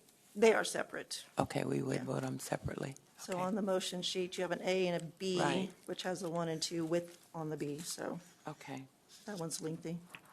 Well, whenever you're ready, I do the motion Okay. on part 1. Debbie is on the thing first. We share microphones, so. So this is actually off topic. It made me think about this. So is that fashion cluster that we had from the committee last time there was some confusion about it, like it was going to be dropped off. Could you just let me know where that stands, where that fashion one, I know it's not this to do with this, but I just wanted to know where that fashion one is standing. Because that is one that seemed real popular amongst the parents and kids. Okay, and you can get with her another time. It's not part of this package today. Right. And Dennis, did you have a comment? Okay. Did you want to make the motion, Betty? Okay. If you're ready for a motion, I move that the Kansas State Board of Education approve the list of 2026, 2027 SB 123 qualifying industry sought credentials that career and technical education students may request school districts pay any fees charged for any assessment or other examination that is required for such student to obtain an approved industry sought career and technical education credential. Go ahead and read number 2 with that. It's all one. Because you're under B, I think. Yeah, I did. Okay, and that a list of 2026, 2027 high-value industry recognized career and technical education credentials and a list of standard career and technical education industry recognized credentials. Okay, so this is 13B, and we'll have to go back to 13A. So on 13B, do I have a second? I'm sorry, that's okay. I was under the wrong one. She was, but that's all right. Okay, do I have a second? Melanie? Okay, all in favor?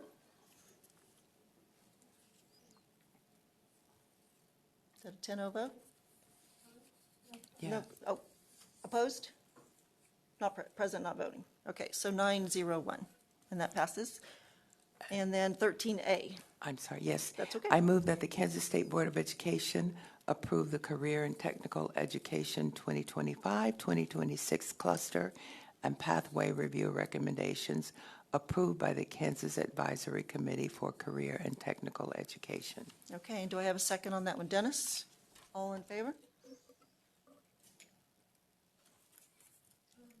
So we have a 9 opposed, present not voting. 9-0-1, and that passes. Thank you very much. Thank you.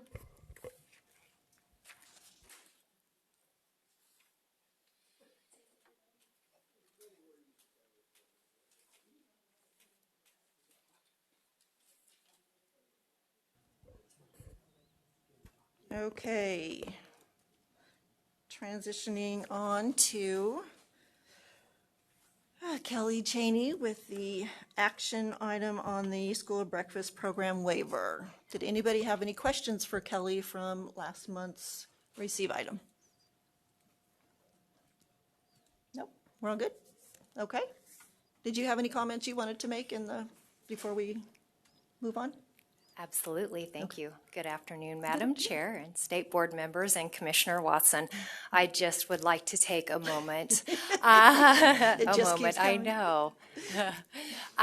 On behalf of the Child Nutrition and Wellness team, thank you for your steady leadership and for being a champion of our child nutrition programs and always keeping at the forefront what is best for students.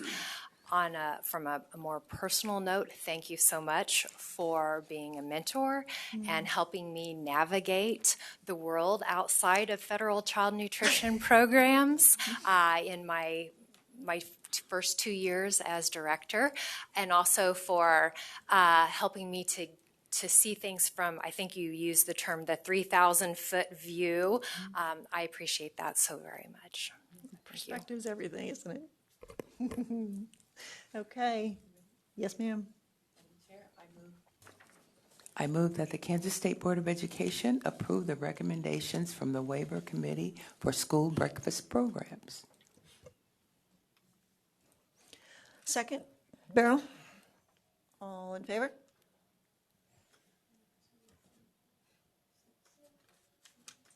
Ten zero vote. Okay, thank you so much.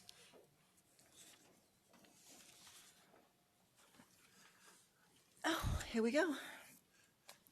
Board Member Melanie Haas, Chair of the Board Policy Committee, for our action item on the changes on the Citizens Open Forum. Thank you, Madam Chair. You received this, it's in your electronic packet, and then you also have an extra copy in bright yellow as part of your minutes, and so you can find the changed language there. Nothing new to present since last month, so I'm happy to answer any questions. Do we have any questions for Melanie before we? I'll just remind real quick as you're pulling out, you want me to just walk through it briefly? There is a section at the beginning where we had a board vote to decide that the Citizens Open Forum is for non-board members only, and so that language is included in that very first paragraph. And then on the back of that page, we added the Citizens Open Forum script into the policy manual so that those who come to speak know what to expect when they walk in. It's always in writing, and so a future chair can't just change it on a whim. The public knows what to expect there. Okay. Okay, Michelle? Are you ready? Okay. Is everyone ready if I make a motion? I think so. Okay. I move that the Kansas State Board of Education approve the updated policy for the Citizens Forum as presented by the Board Policy Committee. Okay, do I have a second? Jim? All in favor?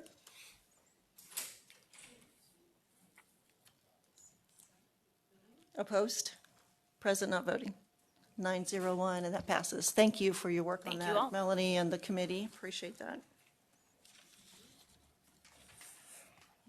Okay, look at us. Legislative report. Dr. Harwood. Gabby, welcome. Thank you. Good afternoon. All right, so the legislative update is that the legislature did finish on the 11th, and now the governor has acted on all the remaining bills. Mm-hmm. So this will be the last legislative update for 2026. Now, there will be some things we keep coming back with. So one of the things that you already heard about today was the screener that was part of legislation. Another thing we have to do is come up with a complaint procedure for student walkouts. There'll be a couple of things here that will come. So more things will come back because of legislation, but this is the last update. All right. So again, this was the second year of the biennium. So that means all of the bills that were introduced that didn't get acted on are now dead. And so that means I can get rid of a whole bunch of paper that's in my office because some of them will come back again, but they're all dead for now. So there were 3 bills that were kind of outstanding. So that's all we're really going to talk about along with the corrections. So the first one was the bill about the negative impacts of communism, socialism, fascism, and the civics test. That bill was vetoed. And again, since it was passed during the veto session, there was no opportunity to override the veto. And since the session has ended, they can't do anything with it. So even if because there's rumors of a special session or a talk of a special session, even if they came back for a special session, they can't override this veto because it was in the last session. They could reintroduce it in a special session, even if that special session is about property tax, but that's where we're at for now. The other one is the recess bill that also had the Kansas fitness test. This was one that there was quite a bit of conversation. So in the governor's message, she referenced communication with state board leadership and a willingness to do 2 things. One is implement the presidential fitness challenge. So late last week, there was a release of the criteria for the presidential fitness challenge, so we can start working on that. So again, the important part about that is the presidential fitness challenge was 50 points in the application for $1 billion worth of Kansas Rural Health Transformation Program. So that was why the idea that the state board going ahead and taking on that, even though it's not in law, to help meet those expectations. In the application, it says it will be implemented by 2028, so we got plenty of time, but we can start working on it now that there are some guidelines out there. The next part was about recess. So again, the state board already recommends 30 minutes of recess. That's already something that you do. The law would have required 30 minutes of recess, but recommended 60 minutes of recess in any day that was at least 5 hours, which is 20% of the day is recess. And so I think that was one of the things that caused the problem with it. So the other thing that in talking with the governor's office, we were already doing was looking at, because we got questions last year about, well, how much recess is at each building? And we don't know. So we're going to try to find out. We'll be doing that in 2 ways. One is during the audit process, we actually look at recess time. The problem is we don't put that, it doesn't come in a form that is easy to just look at. So as the auditors are doing their school term audit for last year, they will note any grade level of a building that has less than 30 minutes. We'll also do a survey just to find out what that is. And then I think the next part is that for the state board, if you see that it is an issue, do you want to do something to say, we think that recess is important enough to do 30 minutes. Right now, 30 minutes is recommended, and it is recommended as 15 minutes in the morning and 15 minutes in the afternoon. If you do one 30-minute one, you don't count that because we think it's better to have shorter breaks, more shorter breaks than one longer time. So that's out there. So that will be something that we won't be doing anything with the recess for a while, but we will come back with a report once we have the survey and some of the audit reports done, and then the folks on the standards team will come back with some recommendations about the Presidential Fitness Challenge. And if I could, while we're here, so when the survey's done, you will be asking not just are you providing 30 minutes, but how are you providing that 30 minutes? So, and we haven't finished the survey yet. What I'm envisioning is for each grade level, and we'll put K through 6, just in case they have elementary or have 6th grade at the elementary, we'll have 4 times on there and say, how long is each recess? And so we have districts that have 40 minutes of recess, and that's fine. That is a local decision to do. It's only 30 minutes counts towards the school term. You just have a little bit longer day. That's perfectly fine and probably a good practice. So, but it is that balance of how much time do we want to be instructional time and how much, the recess is important. How much do we count towards that instructional day? The other way to solve that problem is to lengthen the instructional day, and then you could have more recess and still have more instruction. But that was not part of the bill. All right. Yes, Betty. When it's K through 6, and for those middle schools, how does that? So we are only going to survey elementaries because this was only about elementary. We're going to include 6th grade in case 6th grade is in the elementary. Because some still do. Because some are, Well, we have a lot where 6th grade is part of middle school. Yeah, and 5th grade and even 4th grade in some situations. So the school will just fill out the grades that are at that school.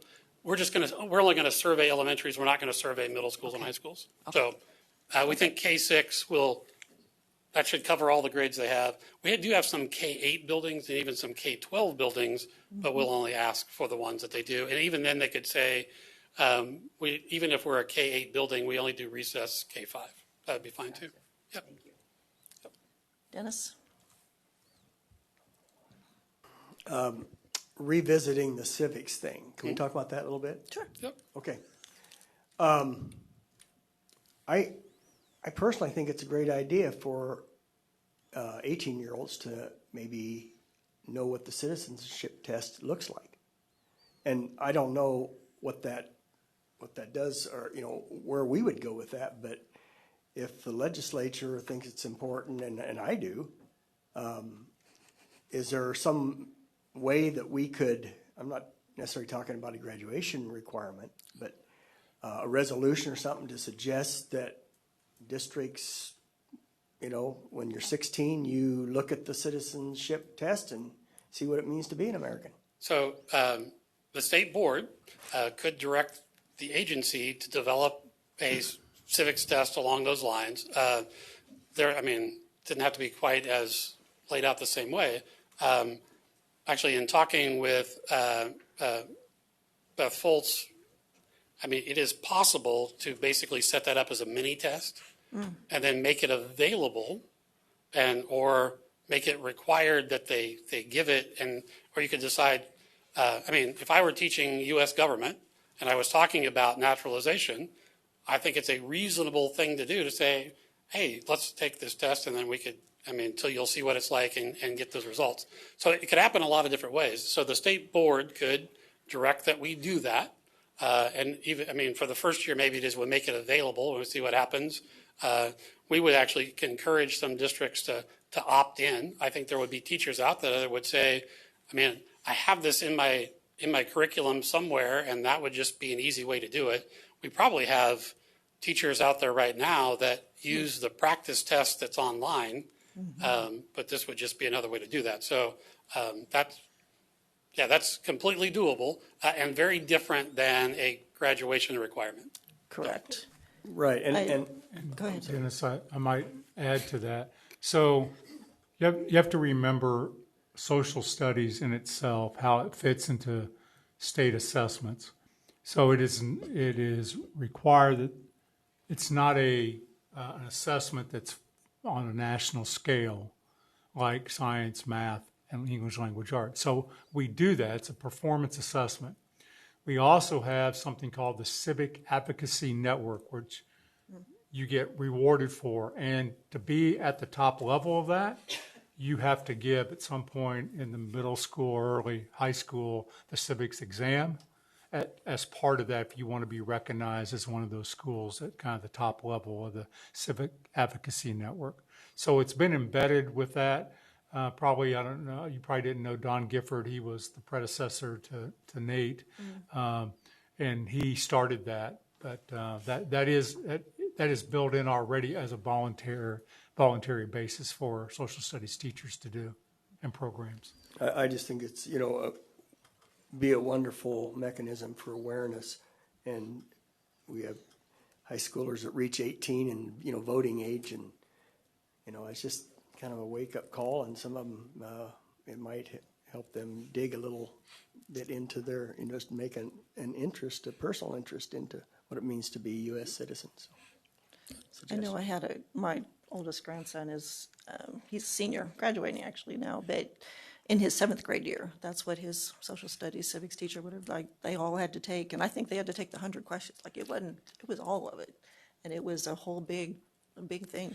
So I think they did a whole ceremony and, the whole deal. So they made a very big deal out of it. So it must have been part of what you're talking about, but I just was so thrilled with that. Yeah, there's a bank of, the naturalization test is a bank of over 100 questions, and then it's 20 questions that the individuals take. That's an oral test. I mean, that is a harder thing to do, so we could do it a different way. Okay. All right, so the next bill was the property tax bill. This one didn't impact schools very much because schools were exempted, but we talked about it before. It was also vetoed. I have a correction to make because sometimes when you're reading bills and they change, you don't always catch all the changes. So this was an important one. So there was the 2402 actually has 2 parts to it. The first part was about requiring boards of education to consider the CEP program if they were 50% or more. The bill itself went into effect on publication in the Register, which would have been in mid-April.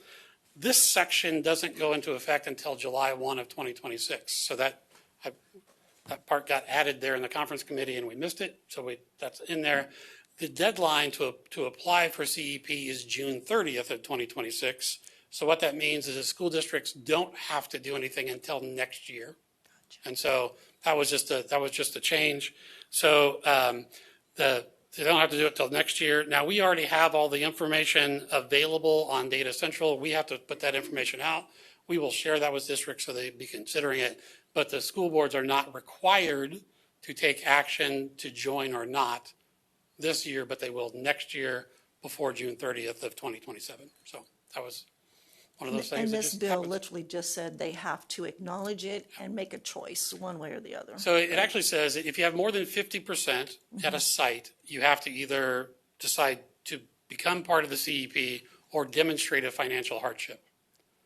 Now, if you're at 50%, that your reimbursement doesn't cover all the lunches, so you're going to have to pay for some of those. So that could be considered a financial hardship. The other part is about free lunch applications that would no longer be filled out, which could impact at-risk funding. So those were the two most common financial hardships that could come from joining. Yep. Okay. All right. Thank you. Okay, and then the next one is extending the application deadline for authorization. Nothing really changed about this. We had this in there, but we did receive one application. And so, the way the process works, since there is not a coalition board, the first 2 have to be approved by the governor, the chair of Senate Education, and the chair of House Education. So we've sent the application to the governor's office to coordinate that process. The state board has 45 days to act on it. So you will need to act on it at your June meeting. Okay. So I'm going to put all the stuff together and send it to you. I don't know how Friday notes are going to work this week, but we'll send it out on Friday with all that information so you consider it.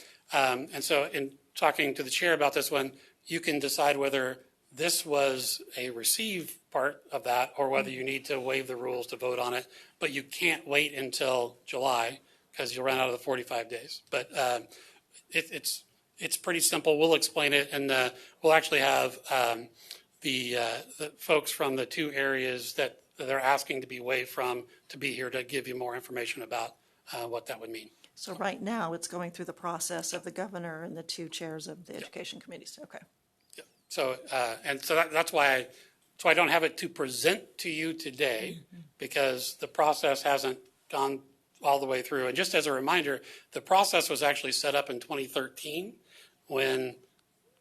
so the law says that the state board can set up a process, the form and manner of the application. That was done a long time ago. So we're just following what was already there because we didn't have time to come back and ask if you want to do something different. Okay. All right. And then just real quick on the Education Funding Task Force, we did meet on April 20th and 21st. There really wasn't any new information. We talked about several of the things, did a lot of review, and then the chair had everybody kind of talk about each of the weightings just to get kind of their feel for that. The chair, Chair Estes, said that she was going to request 14 more days during this interim to meet. The LCC, the Legislative Coordinating Council, on April 30th granted 2 more days, which will be May 27th and 28th. And the topic is evidently, I think is going to be, we're not seeing an agenda, about how student performance fits into the funding formula. So. And then at this point, there's no timeline for any recommendations other than the statute says they have to have a recommendation by January of 2027. Right. And that is the end of the last legislative update of 2026. So again, I would like to thank Randy for giving me the opportunity to spend 4 months a year with the legislature. That's the best one of the day right there, Frank. I like that one. No, I remember when you came on board, we're like, and you get to go right across the street. That was day one. We Yes. So I've wondered about that. Should I say thank you or should he? But I have known Randy for a long time, well before I got here, and appreciate all that he's done for leadership and students across Kansas, and even letting me be part of the agency and working with the legislature to try to come up with the best policy we can for Kansas students. So thank you very much. Thank you. All right. I want to say this again. We've said it a lot of times, but I think this is one that will get misplayed. No one is in opposition to more recess. Right. But what Michelle and I were having this conversation at one of the breaks. We can't continue to shorten the amount of days and the amount of time we go to school and then increase the time we're out of school And expect better results. So we would love to go back, or Randy Watson would love to go back to in the 92 when we were in school 186 days instead of the hours, and then let's go 45, 60 minutes and a little bit longer day and split it up longer. So I just want that to be, everyone knows recess and appropriate recess throughout the day really helps, but so does reading. And you can't take that out of one and do the other. So, and we have, and if you're going to go 5 hours a day, as Frank said, 20% of your day is going to be in recess. That's quite a bit. So, and unfortunately, I think that's what the outcome of that would have been. People would not have lengthened the day. So I know we've said it in a lot of different ways. I just wanted to emphasize it again. Okay. Anybody else?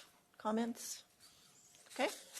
Well, we're up against another break, so we'll be back in 10 minutes at 3:55.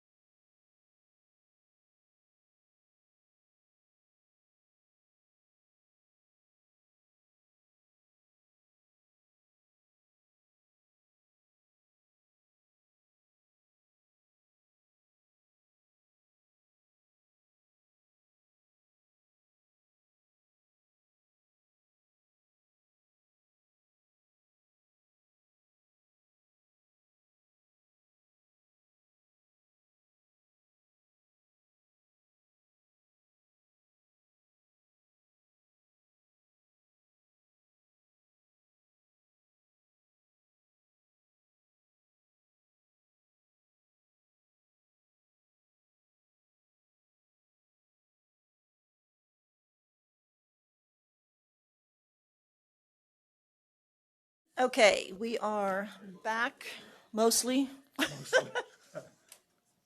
Mostly back. There she is, and I don't know where the other, up, and there he is. Okay. Up next is our PPC recommendations. I will just preempt this. Mr. Gordon let me know that the motion, which was his fault apparently. It was. Anyway, the numbers are incorrect. So what Mr. Gordon is going to do is state the recommended motion using all the numbers for the cases, and then we will work from that so that we make sure we get it on record correctly. Yes. The recommendation. I will be suggesting a motion for someone to make. Okay. Thank you, Madam Chair. And keep in mind, we are only looking at agenda items 17A and 17B. Items C and D have been pulled, and they will be continued until next month. Before we get started on that, I do have a couple of interesting numbers for you all. The first number is 338,303. That is the number of Kansas high school graduates since Commissioner Watson became Commissioner of Education. Hey, that's the best piece of data you've given me in a long time. Wait till the next number pops up. Okay. That does not, by the way, include the class of 2026, which I'm told we will have audited numbers by 2031.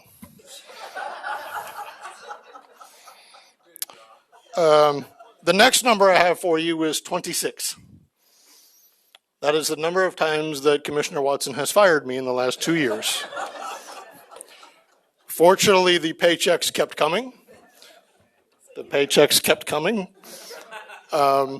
So I just kept coming to work.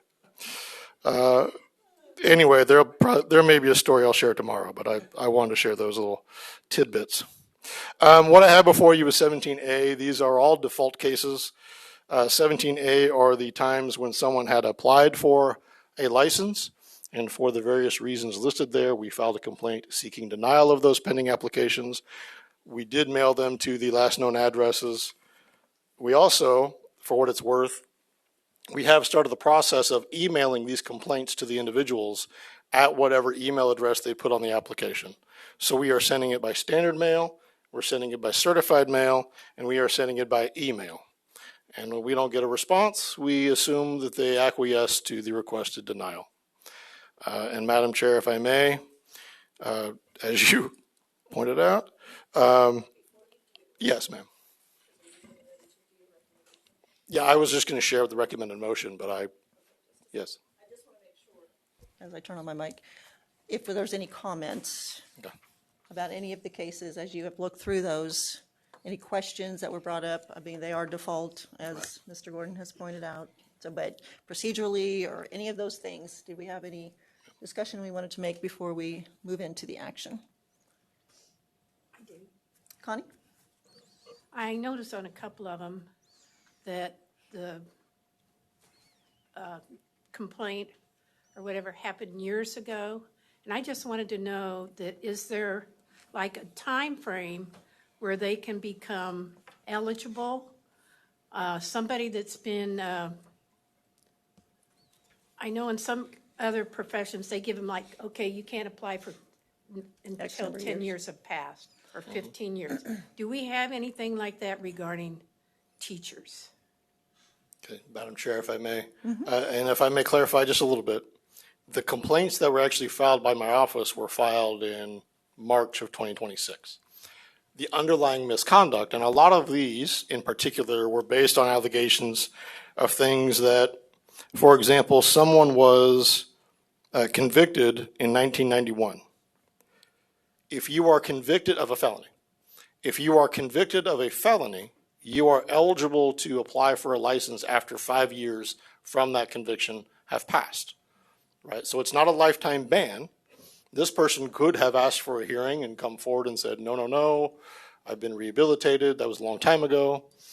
We have those cases all the time. Yes. So this one, they didn't do that. There are some of them, for what it's worth, I believe that there were previous licenses that had been denied or had been revoked in another state. Anytime someone has had a license denied or revoked based on misconduct similar to our rules, they are not eligible to be licensed in Kansas by you unless and until they are eligible to be licensed by that underlying organization. Gotcha. Now, if they are denied, for example, in another state, they don't get to come here as a backup, right? That's the theory behind that. Or if they were denied and they had a law license revoked. I know that you've seen that case recently. Again, the policy and the regulation of the state board since before I've been here was we're not a backup plan. If you are eligible to have that professional license back, then you can be licensed in Kansas. There is no such thing in Kansas as a lifetime ban from being licensed, except for certain very serious offenses. I call that the murder and rape rule. Yeah, so. Okay. Thank you. Yes, ma'am. Sorry. It's not just murder and rape, but it's pretty bad. It's, yeah. Sorry, I'm just working on my hand-raising app to make sure I don't miss anything. Okay. I'm sorry? Madam Chair, I was just looking, I don't think these are all listed in the motion. It looks like 25-PPC-36 isn't listed in the motion. Which is what I said.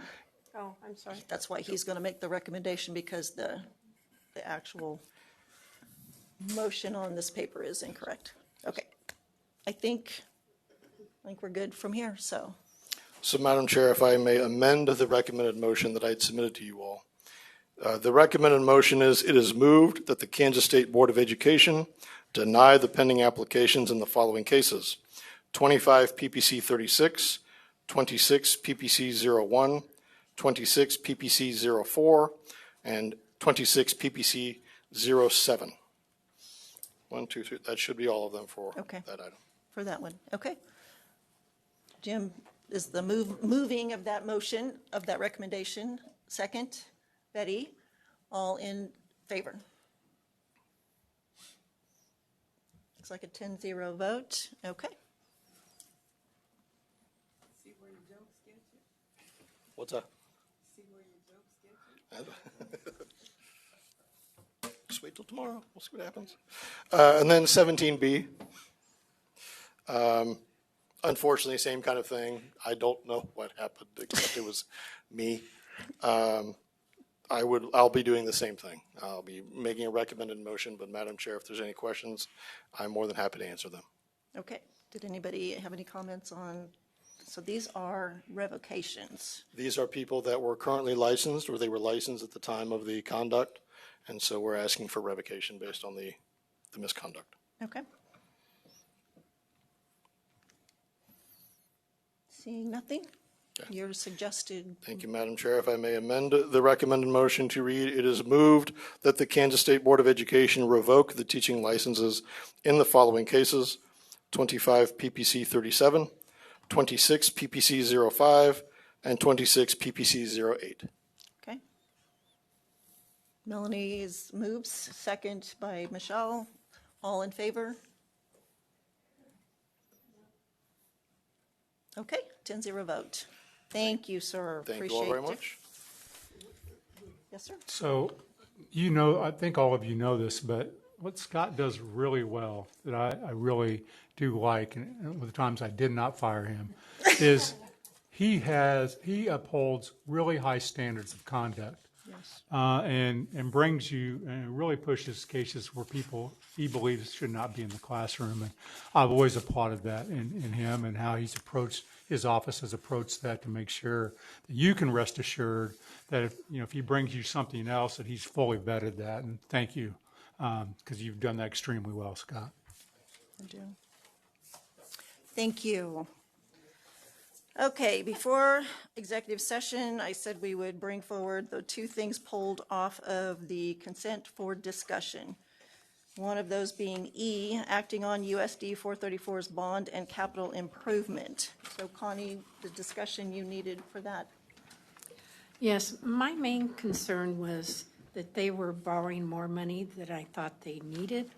And I'm just concerned about maybe they're overspending or overburdening their patrons in their area. That was my main concern. Okay. Thank you. And go ahead, Jim. I want to talk, just to remind everybody what the procedure is. We have a committee that reviews these applications before they come to you. And we look to make sure that they've basically followed all of the legal loopholes, and there are several. And one of those is they have to have things published so that they have to officially communicate it with their public.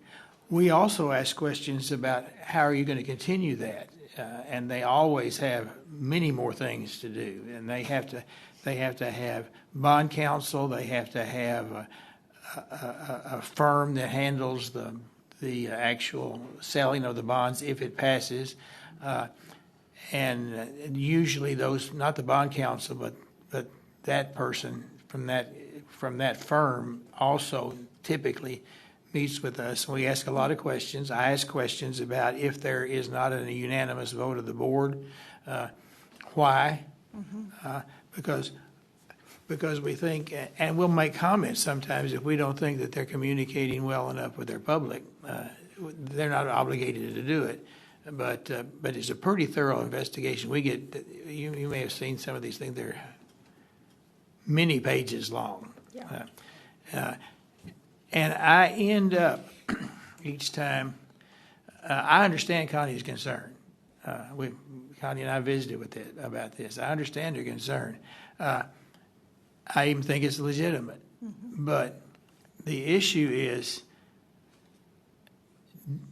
and this is what I tell them, up to this point, the State Board of Education believes that it is a local decision. You have an elected Board of Education that goes through an extremely complicated process before they get to this point. And then they have to communicate with their community. There are going to be people in every community that are going to be opposed. That's just fact. As a matter of fact, some opposed for legitimate reasons. But I tell them at the end of each one of those sessions, the State Board of Education up to this point has had the policy that it is not our business to determine what is best for your school district. We're just making sure that you're following all the procedures. So I advocate for that position.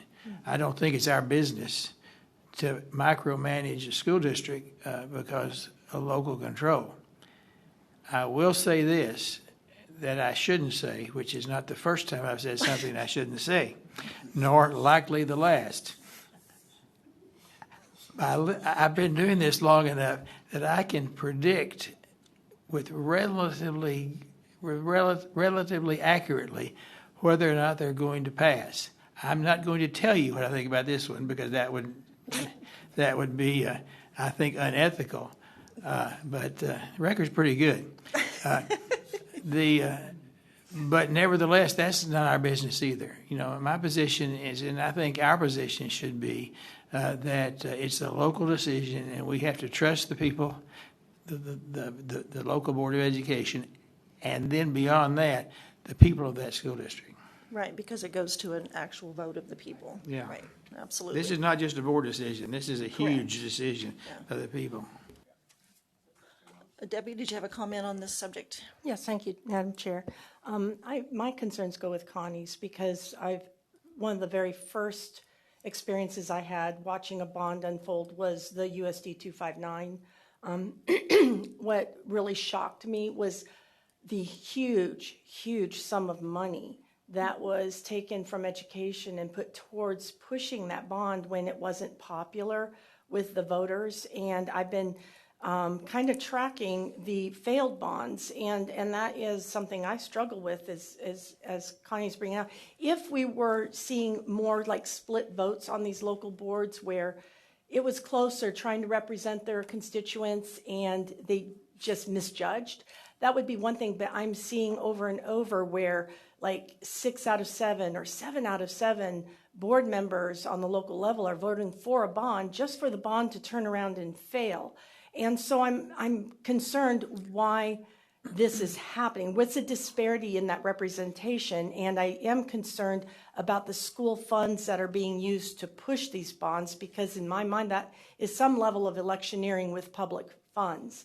So I just, that would be a concern to me that this is happening, and that it's like, I think I'm looking to see if Wellington's going to bring up a third bond. It's failed twice. How much money do these schools keep putting into these bond initiatives? And why, when they don't really have the support of the voters for many of these failed bonds? Well, the one thing I will speak to on that is when a board votes, they are voting to send it to the people. They're not necessarily even for the bond, because I know on a local level that happened, and people were questioning me, why did that board member vote? They voted to send it to an election of the people. That's all they're voting for in that. So they're just saying it's the people's choice. As a victim of several, as a professional, several bond issue campaigns, and each time that we've done that, we have actually had community committees raise money for the advertising. So we did not spend school district money unless it was me talking to the Rotary Club or something like that. Okay. But we were very specific, and, you know, I can't guarantee what anybody else does, but we are all very aware that it is illegal to spend school funds to advertising. And in each case that I know about, that money has been raised from community members. Dennis? Am I correct in giving the legislature some credit for putting the date of a bond election on an existing election day to save money and not having a special election? Well, they have 3 choices. Yes, that's what I'm saying. They can't. So one of them is a special date, so otherwise it's August or November, yeah. I mean, that does save the district some money in the process. I just would stand by, you know, the democratic process. That, I mean, our financial department looks at this and verifies everything. Like, I mean, it's good that we have checks and balances. Right. And I feel pretty confident that that's happening. And then it goes to the voter, and that's who we, Yeah. you know, trust. Yeah, that's right. Okay. Thank you. Okay. Are you ready to recognize me? Because Jim spoke twice to it. So I can understand that, you know, having it go through before the voters at least once. But we're talking, these districts have taxpayer money to push these bonds. And if it's failed once, they're bringing it right back. So it's not like they're, you know, they just, you know, honestly just want the will of the people to have an opportunity to be on a ballot and get voted on, because it did get voted on. What it is doing, it wears down those people who are opposed to the bonds. They don't have, the school's not giving them funds to oppose the bond. They're having to raise their own funds. They're having to go door knocking. They're having to work very hard to push against a bond that is being supported by the school. And then they just bring it right back again, and they have to bring that same amount of effort. And now they bring it back a third time, and they're going to have to, after a while, they just get tired and say, whatever, just give us the bond. So you're not actually really truthfully getting that we want the people to get to speak to it, because that would be once. But that's still over and over. Not our decision to make. Yes, sir. Madam Chair, I just want to highlight for the board, the policy decisions that you're debating here are not the same legal role that the board is playing. And to defer to Mr. Porter, the committee that reviewed the documentation, all they do is make sure that there's a technical compliance with the law. Absolutely. And just want to advise, because I think we're getting off track as to the role. The reason why this is on the consent agenda is because it's a regular routine matter. It's not a public policy decision about whether a bond is a good idea or not. That's a completely different set. So I would just tell the board that if you're going to vote against this for those other reasons that don't really relate to technical compliance, I can assure you that either this district who's asked for the state board to review the technical compliance with the law, or any future school district that has dotted their I's and crossed their T's and brought that for review for the board to serve in that specific capacity. If you deny it and the district has actually technically complied, this board will get sued and because you're going outside the scope of the authority of the board and for the purpose of reviewing the bond documentation. Thank you. Thank you. You said it much better than I could have. So if we have a conversation about the process of it getting to us, I'm happy to continue the discussion, but we don't need to discuss whether the districts are doing due diligence. Michelle said she had. Well, no, she did it for Michelle. Thank you, Madam Chair.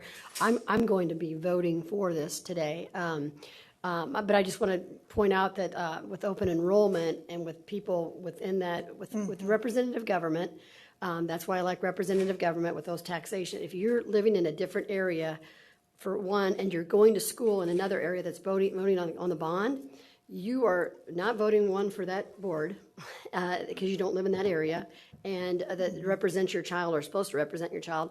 And then you're also probably not as engaged in your local area because you're not sending your kid to that local area. So I just want to, so when you talk about legislation and doing a favor, that's not really that's doing a disservice to our constitutional republic because it's taxation with representation. And if you're sending your kid to another public school that's not in that area, you're not really voting for that school board, in a sense. You may or may not be interested in voting for your own local school board because your child's not going there.